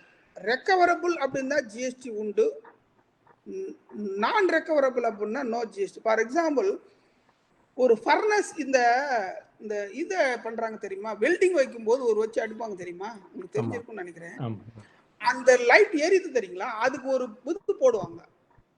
ஓகே, அந்த இது வந்து வேஸ்டேஜ் ஆயிடும், அது வேஸ்ட். அது நீங்க ரெக்கவர் இப்போ நீங்க அனுப்பும்போது அது என்ன பண்ண முடியும்? ஒன்றும் பண்ண முடியாது. அதுல வந்து உங்களுக்கு கண்ணு. இப்போ அதே போல ஒரு கெமிக்கல் இருக்குது, சில கெமிக்கல் எல்லாம் வந்து உங்களுக்கு ரெக்கவரி ஆக முடியாது. நீங்க எவாப்ரேஷன், பெட்ரோல் எவாப்ரேஷன் ஆகுது, அது என்ன நார்மல் லாஸ், அது நீங்க என்ன பண்ணணும், அது சேர்த்த ரேட்டு போட முடியும். ஆனா நான் ரெக்கவரபிள் அது ஒண்ணுமே பண்ண முடியாது, வரவே வராது அந்த வேஸ்ட். இப்போ நீங்க கிளாத் அனுப்புறீங்க சார், கிளாத் அனுப்பும்போது இந்த காலரை கட் பண்ணும்போது சில வேஸ்ட் ஆகும். இந்த வேஸ்டேஜ் எல்லாம் அது ரெக்கவர் பண்ண முடியுமா? அதுல பண்ண முடியாது. டெய்லரிங் சர்வீஸ்ல பண்ண முடியாது. அப்படி பண்ண முடியாதுன்னா அது ஜிஎஸ்டி கிடையாது. ஆனால் அந்த பொருளுக்கு ஒரு மதிப்பு இருந்தால், இதுதான் மேனுஃபேக்சர் கண்டிஷன். மேனுஃபேக்சர் கண்டிஷன் என்ன தெரியுமா, சென்ட்ரல் எக்ஸைஸ்ல ஒரு பொருளுக்கு மதிப்பு இருக்கணும், மார்க்கெட்டபிள். ஒரு முதல் கண்டிஷன் என்ன, தட் இஸ் எ மார்க்கெட்டபிள் இருக்குது அந்த பொருளுக்கு அப்படின்னு இருந்தால் மட்டும்தான் ஜிஎஸ்டி உண்டு, சென்ட்ரல் எக்ஸைஸ் உண்டுன்னு சொல்லியிருக்காங்க. அதே போல இதுக்கு மார்க்கெட்டபிள் கண்டிஷன் வேணும். இந்த பொருள் விற்க முடியுமா, வித்தா யாராவது வாங்குவாங்களா? அதே போல நீங்க வந்து இப்போ ஒரு பேனா தயாரிக்கிறீங்க, பேனா நீங்க பண்றீங்க அப்படின்னா நீங்க என்ன பண்ணி நிப்பு தயாரிக்கிறது ஒரு ஜாப் ஒர்க் கொடுக்குறீங்க. அந்த இது போட்டு இங்க் அனுப்பிச்சு அவனை வந்து அந்த டியூப்ல போட்டு கொடுக்குறது ஒருத்தனை அனுப்புறீங்க. அதுக்கப்புறம் அந்த பேனா அந்த அந்த மேல இருக்கிற தயாரிக்கிறதுக்கு ஒருத்தவங்க அனுப்புறீங்க. இதெல்லாம் வந்ததுக்கு அப்புறம் நீங்க எல்லாத்தையும் ஒன்னா போட்டு நீங்க உங்க பேரு நீங்க என்ன கேம்லின் அப்படின்னு ஒரு சீலை குத்தி நீங்க கொடுக்குறீங்கன்னு வைங்க. இப்போ இதுல நார்மல் லாஸ் எது? இங்க் ஊத்தும் போது கொஞ்சம் வேஸ்ட் ஆகுது, அது என்ன பண்ண முடியும்? அது எதை பண்ண ரெக்கவர் பண்ண முடியுமா? பண்ண முடியாது. அதனால அது வந்து அது ஜிஎஸ்டி கிடையாது. அதே போல கோல்டு அனுப்புறீங்க அப்படின்னா அதுல ரெக்கவர் பண்ண முடியும். அந்த ஆசாரிங்க எப்படி, ஏன்னா நான் அந்த இண்டஸ்ட்ரியில கொஞ்சம் எக்ஸ்பீரியன்ஸ் இருக்கிறதுனால சொல்றேன். ஒரு கிளைண்ட்ஸ் நம்ம ஜிஎஸ்டியில் இருக்கிறாரு 2-3 பேர். அவங்க எப்படி பண்ணுவாங்க அப்படின்னா இங்க அனுப்பும்போது அனுப்புவாங்க. அதுல அவர் என்ன சொல்றாரு, ஒருத்தர் ஒரு ப்ராக்டிக்கலா ஒன்று சொல்றாரு, ஒரு நிமிஷம் கேளுங்க. அதை அனுப்பும்போது என்ன பண்றாரு சார், அந்த ஆசாரி வந்து தெரியவே மாட்டேங்குது சார் நமக்கு அந்த லாஸ்.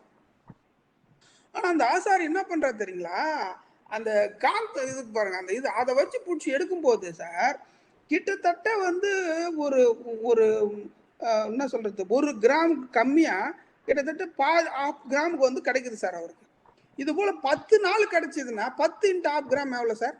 5 கிராம் ஆகுது சார். இது போல ஒரு வருஷத்துக்கு அவர் எடுத்தாருன்னா எவ்வளவு சார் வருது? யோசிச்சு பாருங்க. இந்த பொருள் அனுப்புனாரு பாத்தீங்களா ஆமா. புள்ளியன்காரு, ஆ. அவர் என்ன பண்ணாரு, இவன் என்ன பண்றது அந்த இடத்துல எதுவுமே தெரியறது இல்ல, எதுவுமே தெரியல விட்டுருது. இவர் என்ன பண்ணாரு, இந்த டெக்னிக் கத்துக்கிட்டு போயிட்டு அந்த ஜுவல்லரி கடைக்கார அந்த காந்த வச்சு எடுக்கும்போது அவ்வளோ கோல்டு தூள் வருது சார். ம். இது என்ன லாஸ்ன்னு சொல்லுவீங்க? நானே போயிருந்தேன் அந்த இடத்துக்கு. ஓகே. அப்போ பாருங்க சார், இவன் இப்ப லாஸ் ஆகி போச்சு எனக்கு தெரியலன்னு சொல்லி சொல்றான். ஆனா இது போல ஒரு வருஷத்துக்கு ஒரு 10 நாளைக்கு 5 கிராம்னா 365 நாளைக்கு எத்தனை கிராம் அவன் எடுக்கலாம் ஒரு ஆசாரி? ஓகே. சார் ஒரே ஒரு அப்படி பேசிக் டவுட்டு சார். ஒரே ஒரு இது, இப்போ வந்து இப்போ சென்டர் வந்து இப்போ பிரின்சிபல் வந்து ஒரு 5 கிலோ அனுப்புறாருன்னா, கோல்டு அனுப்புறாருன்னா, அதே சேம் 5 கோல்டு வந்து திருப்பி அனுப்பணும்ல. இன்கேஸ் அவர் அனுப்ப 4 முடியாது. எப்படி அனுப்ப முடியும்? அதான் அனுப்ப அதுல முடியாது. வந்து 4.8 அனுப்புறாருன்னா 4.8 தான் வேணும். அதுக்கு மட்டும் அவர் என்ன ஜாப் ஒர்க் பண்றாரோ அது ரேட் போடுவாரு. மீதி இருக்கிற ஆமா, அந்த அது மட்டும் தான் போடுவார். அது மட்டும் தான் போடுவார். மீதி இருக்கிற ஆனா 200 கிராம் வேஸ்ட்டை வந்து அவரு வேஸ்ட் வந்து அது ரெக்கவரபிளான நீங்க பார்க்கணும். இதுல என்ன பண்றாங்கன்னா சென்ட்ரல் எக்ஸைஸ்காரங்க வந்து இப்போ எப்படி பாக்குறாங்க அப்படின்னா, அதை வந்து கோல்ட பொறுத்தவரை ஜாப் ஒர்க் அனுப்புறது கண்ணு கூட்டி பாம்பா பாக்குறாங்க இப்போ. ஏன்னா இன்னைக்கு பாத்தீங்கன்னா அதான் மிகப்பெரிய ரேட்டு, எங்கேயோ 1000 போயிட்டு இருக்குது. அவன் இன்னைக்கு ஜாப் ஒர்க் பண்றதுக்கு ஆளே இல்லை. இன்ஃபேக்ட் அது வேற விஷயம். எனக்கு அந்த இண்டஸ்ட்ரியில் இருக்கிறதுனால சொல்றேன், எவ்வளோ கஷ்டப்பட்டு இப்போ எல்லாம் பண்றாங்க ஜாப் ஒர்க். ஏன்னா மேக்சிமம் இந்த நார்த் இந்தியன்ஸ் ஃபுல்லா போயிட்டதுனால இந்த பிரச்சனைனால ஜாப் ஒர்க் பண்றதுக்கு ஆள் இல்லை. கிட்டத்தட்ட நம்ம தமிழ்நாட்டுல 2 லட்சம் ஜாப் ஒர்க் இருந்துக்கிறாங்க சார் கோல்டுக்கு அலோன். தெரியுமா? அவங்க அத்தனை பேரும் இப்போ இல்லை. எல்லாம் இப்போ கிட்டத்தட்ட ஒரு 10% என்னமோ தான் இருக்கிறாங்க. அவங்க வச்சுட்டு மேனேஜ் பண்ண முடியல. இன்னைக்கு இண்டஸ்ட்ரீஸ் ஜுவல்லரி இண்டஸ்ட்ரீஸ் தான் போயிட்டு இருக்குது. இப்போ நீங்க ஒரு வினோதமான ஒரு இது கேட்டாங்க, நான் சொல்றேன் கேளுங்க. எல்லாரும் என்ன சொன்னாங்க, ஜுவல்லரி கடை எப்படி சேல்ஸ் ஆகும், இப்போ ஒண்ணுமே இல்லை, ஏன் வந்து வாங்குவான்னு சொன்னாங்க. ஆனா அது ஒருத்தர் என்ன பிரச்சனை என்ன அதுல இருக்குதுன்னா, எல்லாரும் வாங்குறாங்க. கல்யாணம் பண்ற அத்தனை மாப்பிள்ளைக்காரன் என்ன கேட்கறான், சார் நீ வந்து நீ கல்யாணம் பண்ணா இவ்வளவு செலவு பண்ணல, அந்த செலவு கொண்டு கோல்டு வாங்க. இப்போ இன்டைரக்டா கோல்டு சேல் ஆகுது இல்ல, அது பல்கா சேல் ஆகுது இல்ல.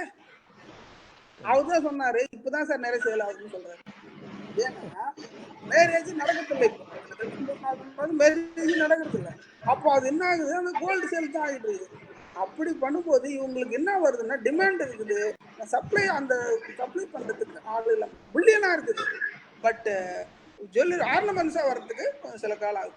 இப்படி அவங்க அந்த ப்ராசஸ் லாஸ் பண்ணும்போது அந்த லாஸ் ரெக்கவரபிளா அப்படின்னு பார்க்கும்போது தான் அது வந்து கோல்டை பொறுத்த வரைக்கும் அது ரெக்கவரபிள் தான். அது சார் துகளா இருந்தா கூட அந்த துகளை வச்சு நீங்க உருக்கினீங்கன்னா உங்களுக்கு வந்துருது. அது இதை பில்லியனா மாத்திடலாம். அதே சேம் ரேட் தான் வரும். ஆனா அப்போ அவர் என்ன கேட்கிறாருன்னா, நீ எனக்கு வந்து 2 வருஷமா நீ பண்ணிட்டு இருக்கிற, ஒரு நாளைக்கு இவ்வளவுன்னா நீ எவ்வளவு எடுத்துருக்கிறன்னு போய் கேட்கிறாரு அவர். அன்னைக்கு பாத்துங்க, நீங்க ஒரு சின்ன பொருள் தான், ஆனா எப்படி எல்லாம் அந்த ஜாப் ஒர்க் பண்ணும்போது எவ்வளவு லாஸ் ஆகி எவ்வளவு பண்றாங்கன்னு பாருங்க. இல்ல அதான் இவ்வளவு கேஜஸ் அனுப்புறோம், இவ்வளவு கேஜஸ் ரிட்டர்ன் ஆகணும், இன்க்ளூடிங் ரிட்டர்னோட அது ஸ்கிராப்போட சேர்த்து அந்த மாதிரி தான் வெரிஃபை பண்ணுவோம். இல்ல சார், சின்ன சின்ன அவ்வளவு துல்லியமா வராது சார். 4.9 அப்படிதான் சார் வரும். 4.1000 கேஜினா 1000க்கே வரும் அப்படிங்கிறது கொஞ்சம் சிரமம். இப்போ நீங்க சொல்லுங்க சார். அதான் ஒரு பர்சன்டேஜ் மாதிரி ஒரு 10% ஸ்கிராப் அப்படின்ட்டு போட்டு மீதி. அதுக்கு தான் என்ன பண்றாங்கன்னா, இப்போ எல்லா ஜுவல்லர்ஸுமே வந்து அவங்களே ஆசாரி வச்சுக்கிறாங்க. இப்போ நீங்க ஜிஆர்டி எடுத்துக்கிட்டா கூட அவங்களே வச்சிருக்காங்க. ஆமா. இது வந்து சார் இப்போ ஜாப் ஒர்க் வந்து மிகப்பெரிய ஒரு சார், நான் அந்த இதை நான் சொல்லிடலாம். ஆனா அந்த அப்ளிகபிலிட்டி பாத்தீங்கன்னா மிகப்பெரிய இஷ்யூஸ் எல்லாம் நிறைய இருக்கு. நான் அது நிறைய நிறைய விஷயங்கள் நீங்க ஒவ்வொன்றா நீங்க அப்ளிகபிலிட்டி ஆகும்போது தான் உங்களுக்கு தெரியுது. ஒரு பெரிய இண்டஸ்ட்ரீஸ் எப்படி கொண்டு வரது. சிமிலர் அந்த பிளாஸ்டிக் இண்டஸ்ட்ரியும் அதே மாதிரி தான் சார். பிளாஸ்டிக் அனுப்பும்போது கிரானல் சப்ளை பண்ணிட்டு ஃபுல்லா பிளாஸ்டிக்கா வாங்கிடுவாங்க. ஆமா, திருப்பி ரிட்டர்ன் ஆகும்போது ஆகும்போது உங்களுக்கு அந்த வெயிட் குறையும். அது கண்டிப்பா சார், அது process loss, normal loss, abnormal லாஸ்ன்னு பார்ப்பாங்க. அப்நார்மல் லாஸ் வேற, நார்மல் லாஸ் வேற. நார்மல் லாஸ் ரெக்கவரபிள் இருக்குதா, ரைட், அதுக்கு ஒரு ரேட் போட்டு அதை வாங்குறாங்களா, அந்த அதை மார்க்கெட்டபிள் கண்டிஷன் இருக்குதான்னா அது எடுத்துக்கலாம். திஸ் இஸ் ஸ்கிராப்புக்கு ஒரு இம்பார்ட்டன்ட் திங்ஸ். Next sir. அதே போல மனோகரன் சார், இன்னொரு இது பெரிய இது ஏற்கனவே கேள்விப்பட்டிருப்பீங்க, ஆனா இது நடைமுறை வந்தது இல்ல. இப்ப நம்ம பர்ச்சேஸ் பண்ணும்போது நமக்கே வேஸ்டேஜ் போடுறாங்க, சரிங்களா? இது நம்ம சைடு, இது கஸ்டமர் சைடு, இது கஸ்டமர் சைடு சார். இது வந்து என்னன்னாக்கா வேஸ்டேஜ்னு போடுறது வந்து நீங்க ஆமா இப்ப நாம சொல்லிட்டோம், இப்ப நாம அனுப்புறது அப்படியே திருப்பி வருதா அப்படின்னா வராது. அது வராதனால இவனுக்கு இவ்வளவு வேஸ்டேஜ் நான் போடுறான். ஆனா அந்த வேஸ்டேஜ் அத்தனையுமே வந்து சம் 50% ஐ வாஷ் தான் சார். நான் டைரக்டா சொல்லக்கூடாது, நீங்க தனியா கேட்டு நிறைய சொல்லுவேன் நான் அதுல.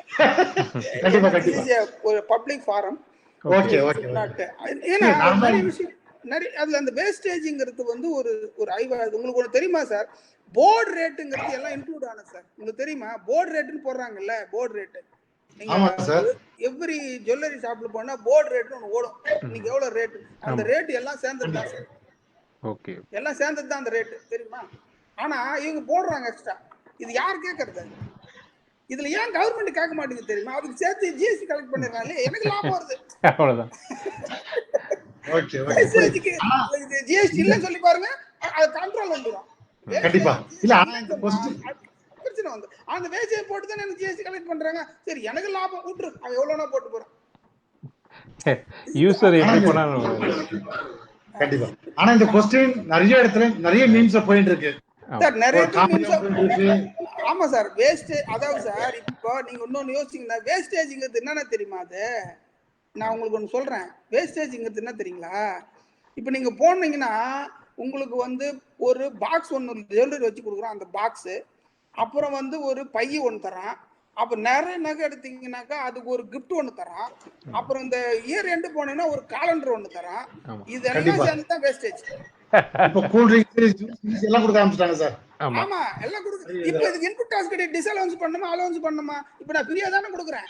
இப்போ காலண்டர் ஃப்ரீயா தரேன், பாக்ஸ் ஃப்ரீயா தரேன். இது எல்லாத்தையும் வந்து free gift. Section 17(5)(b) 5(i) என்ன சொல்றான்? எல்லாத்தையும் இந்த மாதிரி ஃப்ரீ கிஃப்ட் எல்லாமே டிஸ்அலவுட்னு சொல்றான். அப்போ அதுக்கு வந்து எடுக்காம எடுக்கக்கூடாதா? இல்ல சார், அந்த சைக்கோலஜி சேதாரத்தை வச்சு தான் மார்க்கெட்டிங்கே பண்றாங்க, ஒவ்வொருத்தரும் ஒவ்வொரு பர்சன்டேஜ். அப்போ சார், அதாவது சில விஷயங்கள் வந்து கொஞ்சம் இதான் ஆயிட் பண்ணி தான் போகுது. கண்டிப்பா கண்டிப்பா. அரசாங்கத்துக்கு வந்து பெனிஃபிட்டா பார்க்கும்போது அவங்க விட்டுறாங்க. எனக்கு என்ன, எனக்கு எப்படி போனோன்னு எனக்கு பணம் வந்துருது இல்ல அப்படி. ஆனா அது மக்கள் பாதிக்கிறாங்கன்ற ஒரு அந்த சோசியல் காசு இல்லை அந்த இடத்துல. அது ஒரு அது வந்து எல்லாருமே கேட்கறாங்க, அது எப்படிப்பா இவ்வளவு லாஸ் ஆகும், 15% லாஸ் ஆகுமா, 20% லாஸ் ஆகுமான்னு கேட்கறாங்க. அது உண்மைதான். பட் அது எந்த அளவுக்கு அது சில விஷயங்கள் இருக்கு சார், அதனாலதான் சேர்க்கிறாங்க நிறைய விஷயம். ஆமா, நிறைய விஷயம் அது பார்க்கணும். அது ஏன்னா எப்பவுமே ஒரு அழகான பொருளுக்கு வந்து வந்து பிரச்சனைக்கு நிறைய வரும். அது கோல்டு எப்பவுமே அது அழகே ஆபத்து சார். அதனால அது பிரச்சனை தான். அது ஒரு மேடம் கூட இருக்காங்க, கார்த்திகா செந்தில்னு ஒருத்தர். அவங்க கோல்டு அவங்கதான் இது சொல்றேன்னா அந்த அழகுன்னும் போது அது எல்லாத்துக்கும் அந்த கண்டிப்பா கண்டிப்பா கரெக்ட் தான் சார். அதுல சுவையான பொருளும் வந்து நமக்கு உடம்புக்கு ஆபத்து தான். கரெக்ட். சரிங்களா? எது ரொம்ப டேஸ்டா இருக்கோ அது ஆபத்து, உடம்புக்கு ஆபத்து தான், ஹெல்த்துக்கு கிடையாது. சோ இதுதான் சார். இது ஜாப், இது வேஸ்ட் அண்ட் ஸ்கிராப்ல ஜாப் ஒர்க் என்ன பண்றாங்க அப்படின்னா, any waste and scrap generate during the job. அதான் நான் சொன்னேன், ரெக்கவரபிளா இருந்தா டாக்ஸ் உண்டு, ரெக்கவரபிள் டாக்ஸ். அதுதான் இந்த நட்ஸ் எல்லாம் மொத்தமா போட்டுருக்கிறேன்னா. நீங்க நெக்ஸ்ட் ஒன் சார், ஈவேபிள் சார். ஈவேபிள் பொறுத்த வரைக்கும் நெக்ஸ்ட் சார், 50,000 ரூபாய் இன்ட்ரெஸ்ட் ரேட்டாகவும் 1 லட்ச ரூபாய் இன்ட்ரெஸ்ட் ரேட்டாகவும் இருந்தால் உங்களுக்கு ஈவேபிள் வேணும். அந்த இன்ல சப்ளை விட்டுருங்க. For reason other than supply, job ஒர்க்குக்கு இருந்ததுனாலும் நீங்க கம்பல்சரியா ஈவேபிள் ரேஸ் பண்ணணும். ஆனால் எப்போ ஈவேபிள் கம்பல்சரி என்ற ஜாப் ஒர்க் அப்படின்னு பார்த்தீங்கன்னா, ஒரு ஸ்டேட்ல இருந்து அனதர் ஸ்டேட்டுக்கு ஜாப் ஒர்க் அனுப்பும்போது இது என்ன சொல்றாங்கன்னா, நீங்க இர்ரெஸ்பெக்டிவ் ஆஃப் அமௌண்ட், அது 1 ரூபாயா இருந்தாலும் சரி, அது 10,000 ரூபாய் இருந்தாலும் சரி, நீங்க ஈவேபிள் எடுக்கணும். இது 50,000 ரூபாய் கான்செப்ட். அதில் ஜாப் ஒர்க்குக்கு மட்டும் கிடையாது, please note. Other than supply. Next வாங்க சார் சொல்றேன். அதில் பார்த்தீங்கன்னா goods are sent by principal from one state to another state. The e-way shall be generated. Such e-way shall be the e-way shall be generated irrespective of the value of the consignment. அப்படின்னு சொல்லிட்டான். Section அது rule number 138 second ப்ரொவிசோல சொல்லியிருக்கிறான். ₹1 இருந்தாலும் சரி, நீங்க கும்மிடி பூண்டிலும் தடா காமிச்சிங்கன்னா e-way உண்டு. இதுக்கும் அது கிலோமீட்டர் 1.5 கிலோமீட்டர் தான். கும்மிடி பூண்டிக்கு தடாக்கு இதுக்கு இடையில நீங்க அனுப்பிச்சிங்க அப்படின்னா அது அதர் ஸ்டேட்டு, இது இந்த ஸ்டேட்டு. உங்களுக்கு வந்து ₹2 இல்லை ₹1 ஜீரோ வேல்யூ போட்டாலும் e-way எடுக்கணும் அப்படின்னு சொல்லிட்டேன். தட் இஸ் ஒரு இதுதான் ஒரு e-way ப்ரொசீஜர்.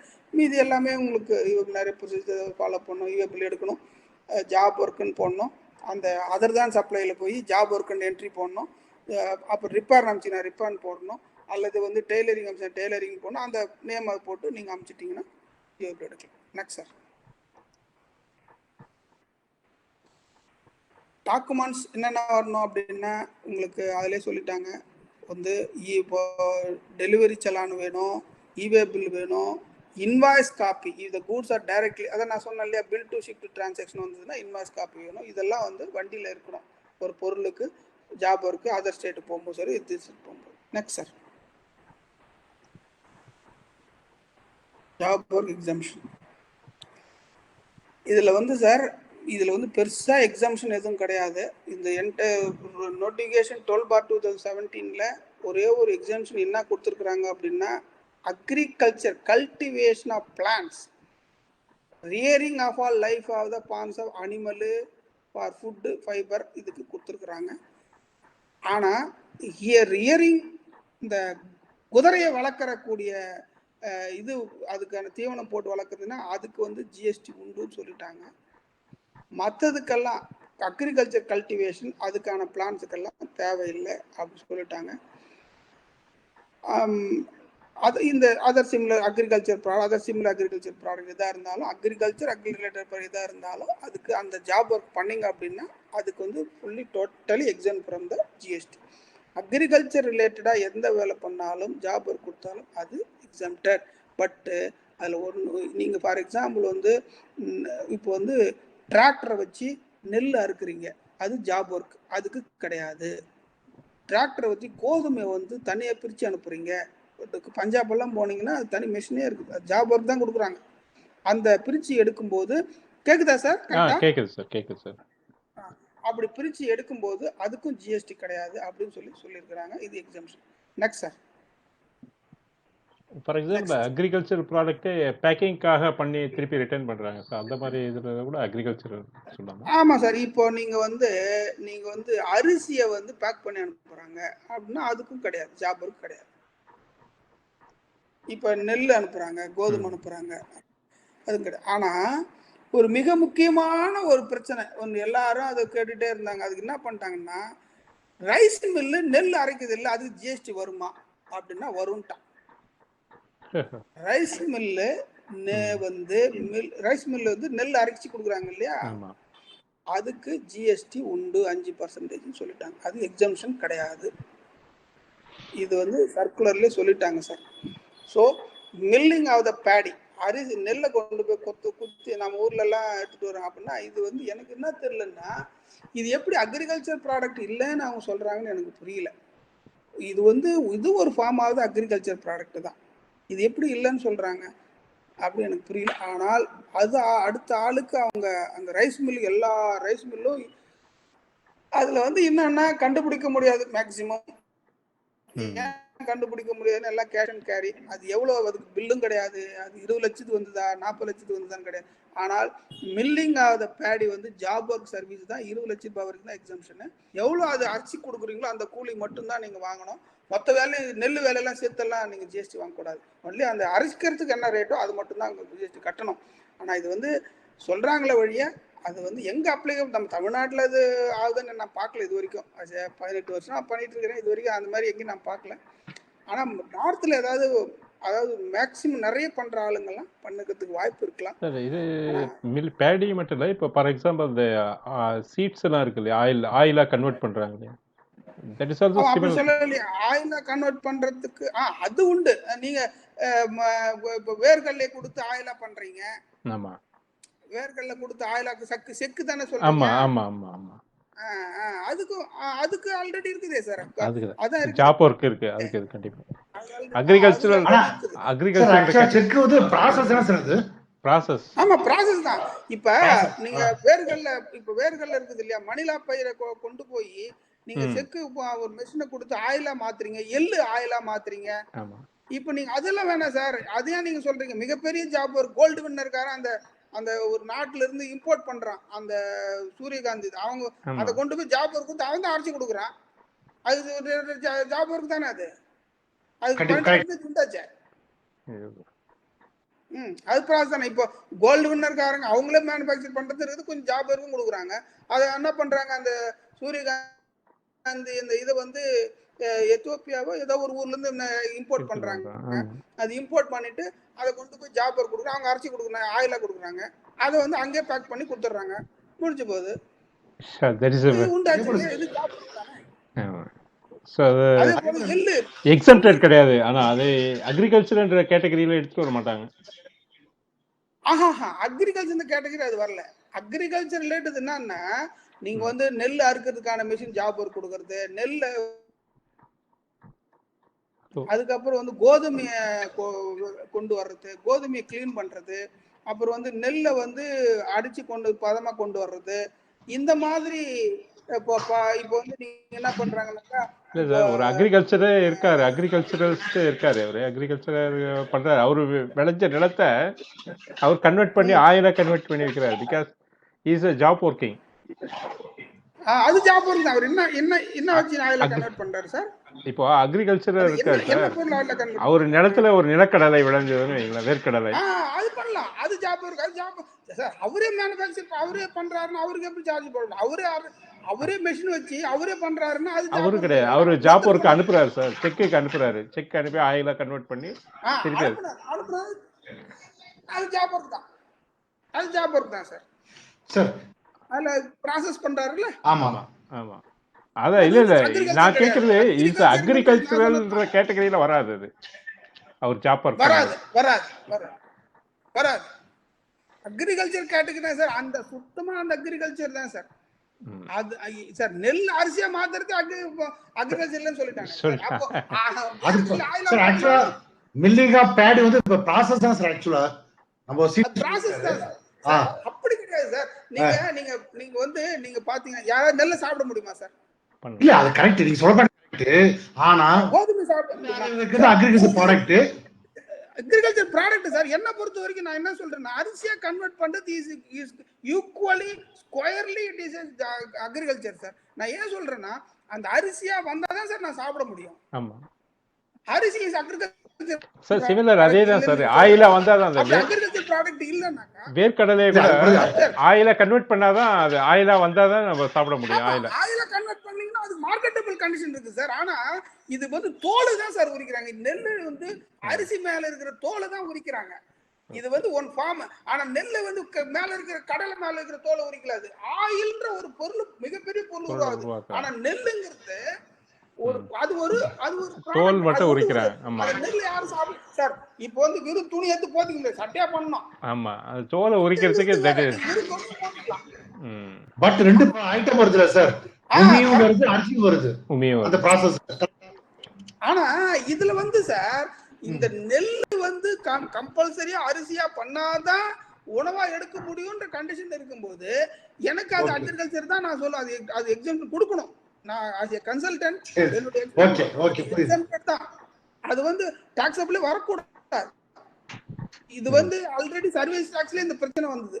நெல்லுக்கு சர்வீஸா மேனுஃபேக்சரான்னு சொல்லிட்டு.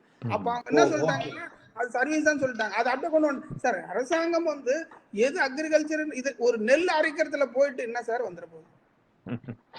அரிசி நீங்க விக்கிறீங்கன்னாக்கா அது வந்து பிராண்டடா அன்பிராண்டடான்னு பிரிக்கிறான். பிராண்டட்னாக்கா 5%, அன்பிராண்டட்னா கிடையாதுன்றான்.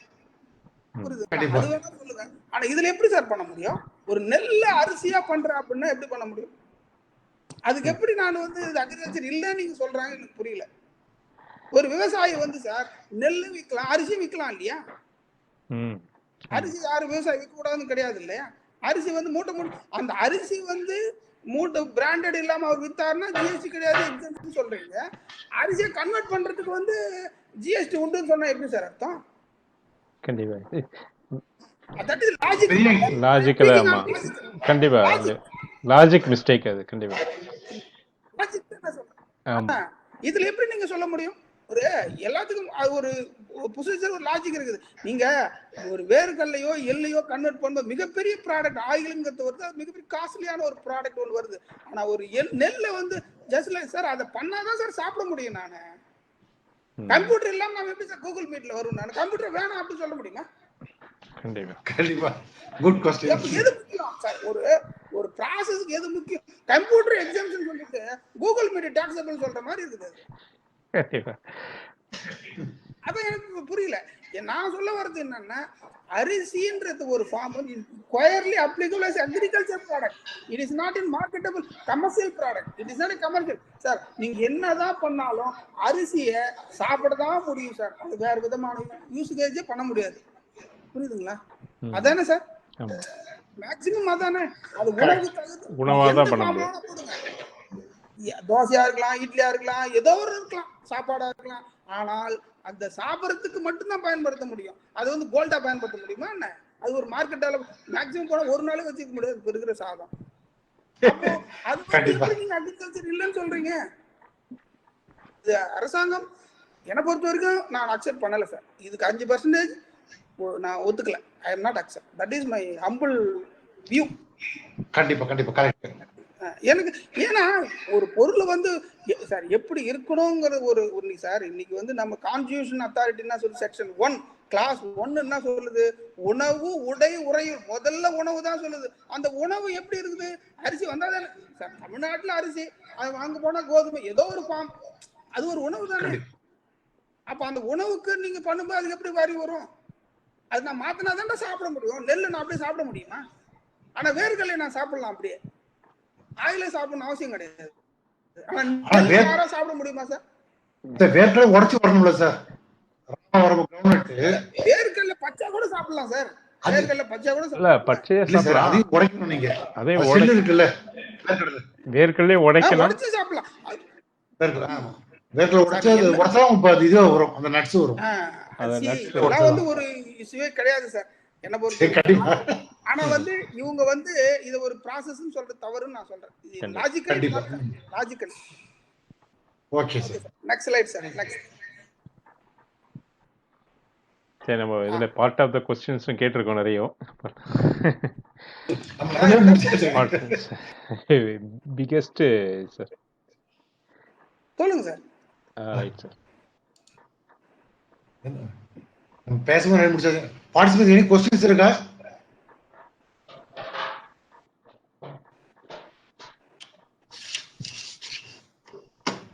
பார்ட்டிசிபென்ட்ஸ் எனி क्वेश्चंस தான் கேட்கலாம்.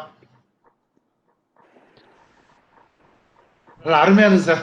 ஜாப் பத்தி நல்லா சொன்னீங்க. எக்ஸலென்ட். நல்ல ஒரு இன்ட்ரெஸ்டிங்கா இருந்தது. அது உங்க நீங்க எக்ஸ்பிளைன் பண்ண விதமும் வாய்ஸ் டோனு எல்லாமே டிஃபரெண்டா நல்லா இருந்தது கேட்கறதுக்கு. கேட்டு இன்னைக்கு டைம் போனா தெரியல. எனக்கு ஆக்சுவலா 2 hours ஆயிடுது. ஆமா நல்லா டைம் போனா தெரியல. ரொம்ப இன்ட்ரெஸ்டிங் டாபிக், இன்ட்ரெஸ்டிங் எக்ஸ்பிளனேஷன். அதான் மெயின் அங்க. பார்ட்டிசிபென்ட்ஸ் பொசிஷன் தான் ரைஸ் பண்ணுங்க. மியூட் ஆன் பண்ணிட்டு ரைஸ் பண்ணுங்க. மேக்ஸிமம் கிளாஸ் வெரி யூஸ்ஃபுல் போடுங்க. நீங்க சொன்னது சார் எல்லாமே நல்ல அண்டர்ஸ்டாண்டபிளா இருந்தது, புரிஞ்சு முடியுது. இன்னைக்கு ஜாப் ஆகுனா நெக்ஸ்ட் ஈஸியா ஹேண்டில் பண்ணலாம் இண்டிபெண்டன்ட்டா. கண்டிப்பா சார். என்னுடைய ஸ்லைடு வச்சா போதும் சார். கண்டிப்பா நல்ல பயங்கர ஈஸியா இருக்கு சார். இது அப்படியே யூடியூப் போட வச்சுக்கல, அதை பார்த்து நம்ம இது பண்ணிக்கலாம். டவுட்ஸ்னா இது பண்ணிக்கலாம். ரெடி ரெக்கார்ட் வச்சுக்கலாம். அது கண்டிப்பா. ஆமா. சொல்லுங்க சொல்லுங்க. क्वेश्चंस கேக்குறாங்க. சுந்தரம் சார் ஏதோ சொல்ற ட்ரை பண்றாரு. சுந்தரம் சார் ஏதோ பேசுறாரு முடியல. பேசுறாரு ஆனா அவர் சவுண்ட் வரலையா? என்ன சார்? சுந்தரம் இல்ல அன்மியூட் பண்ணி சொல்லுங்க. அவரே அன்மியூட் பண்ணி பேச சொல்லுங்க. அன்மியூட் பண்ணிட்டாரு. அன்மியூட்லாம் இருக்கு. பட் ஆனா ஆட்டோமேட்டிக்கா மியூட் ஆகுது அவர் ஃபோன். அவருடைய இது ஃபோன் இல்ல அவர் வெளியே படிச்சு உள்ள வர சொல்லுங்க அவரை. போயிட்டு வந்துட்டாரு. இப்பதான் வெளியே போயிட்டு கூட உள்ள வந்தாரு. ஓஹோ, பாத்துருந்தாங்க. சரி சரி. இல்ல டெக்ஸ்ட் போட சொல்லுங்க, அப்படியே இது பண்ணிக்கலாம். சாட்ல டெக்ஸ்ட் போடுங்க பண்ணுங்க. சார். சொல்றேன் சார். சார் நீங்க எப்போ வேணா இப்ப கூட நான் நீங்க இன்னும் கேட்கல, நீங்க மெயில் ஐடி கொடுத்துருக்கேன், ஃபோன் நம்பர் சரிங்க சார், கொடுத்துருக்கேன். கண்டிப்பா You கண்டிப்பா. can talk anytime சாட்ல போடுங்க to sir. me. Sundaram sir, No சாட்ல issues வேணா at all. போடுங்க. நீங்க அது ஒன்றும் கவலைப்பட வேண்டாம். நீங்க எப்போ வேணா பேசலாம். சரிங்க சார். நான் நீங்க ஒரு விஷயம் நான் சொல்றேன். ஒரு நபர் வந்து ஒரு 7 வருஷத்துக்கு முன்னாடி 11:45 கால் பண்ணி சர்வீஸ் டாக்ஸ் ரேட் என்னன்னு கேட்டார். நான் பதிலும் சொன்னேன். அவளை ஆர்வம் போனாலும் ஆர்வம் கிடையாது. நீங்க ஏர்போர்ட் சப்போர்ட். ஆமா, அவர் டைம் போட தெரிஞ்சுக்காங்க. அதனால நீங்க சுந்தரம் குமார் சார், நீங்க வந்து எனக்கு அப்புறம் கூட நீங்க கால் பண்ணுங்க. நாளைக்கு கூட கால் பண்ணுங்க. இல்ல கிளாஸ் இப்ப முடிஞ்ச உடனே கூட நீங்க கால் பண்ணுங்க. நம்பர் இருக்குது 95001. கவிதா மேடம் கேட்டிருக்காங்க. 95001 5400. ஃப்ரம் பிகினிங் ஸ்லைட்லேயே வந்திருக்கோம் சாரோட நம்பரு. நம்ம யூடியூப்ல வரும், யூடியூப்ல இது அப்லோட் பண்ணுவோம் சார். அப்போ ஃப்ரண்ட்லேயே வரும், நீங்கள் நோட் பண்ணிக்கலாம். 95001 5400. That is my number. You can talk anytime. உங்களை மாதிரி ஒரு இருக்கிறவங்க என்கிட்ட பேசினாதான் எனக்கு ரொம்ப நல்லா இருக்கும். கண்டிப்பா கண்டிப்பா பண்ணுவார் சார். அவரு இன்னும் லைனுக்கு வரல அவரு. அவர் நீங்க சுந்தரம் சார் எனக்கு கால் பண்ணுங்க. நீங்க எனக்கு கால் சரி, நான் இன்ஃபார்ம் பண்ணிட்டேன் sir. No issue, no issue. Okay okay sir. எனக்கு நீங்க உங்க support thank you very much. கண்டிப்பா கண்டிப்பா சார். ரொம்ப சப்போர்ட் பண்ணுங்க. எனக்கு ரொம்ப சந்தோஷம். இது முதல் டைம் எனக்கு தெரியல. எல்லாருமே ஒரு நண்பர் மாதிரி எல்லாம் நம்ம கண்டிப்பா கண்டிப்பா சார். அதான் நம்ம ப்ரொஃபஷனல். இது நம்ம ப்ரொஃபஷனல், இது ஒரு அட்வான்டேஜ் சார். நம்ம ஈஸியா மிங்கிள் ஆயிடலாம். சரி, ஒரு டவுட் கிளியர் பண்ணி வச்சுக்கலாம். நீங்க தான் உங்களுக்கு குரு. கண்டிப்பா இது சார் நான் டிபார்ட்மெண்ட்டுக்கு நிறைய பேருக்கு சொல்லியிருக்கேன். ஒரு நான் பெருமையா சொல்லக்கூடாது. நான் சோகாஸ் நான் ப்ரிப்பேர் பண்ணுவேன். இல்ல ஓகே, இது நம்மளுடைய கட்ஸ் ஸ்டஃப் இருக்குல்ல, அதான மெயின் அங்க. இல்ல சார், நான் எக்ஸ்க்ளூசிவா நான் 18 வருஷமா இதான் சார் பாக்குறேன். நான் வந்து ஓஹோ, சரிங்க சரிங்க.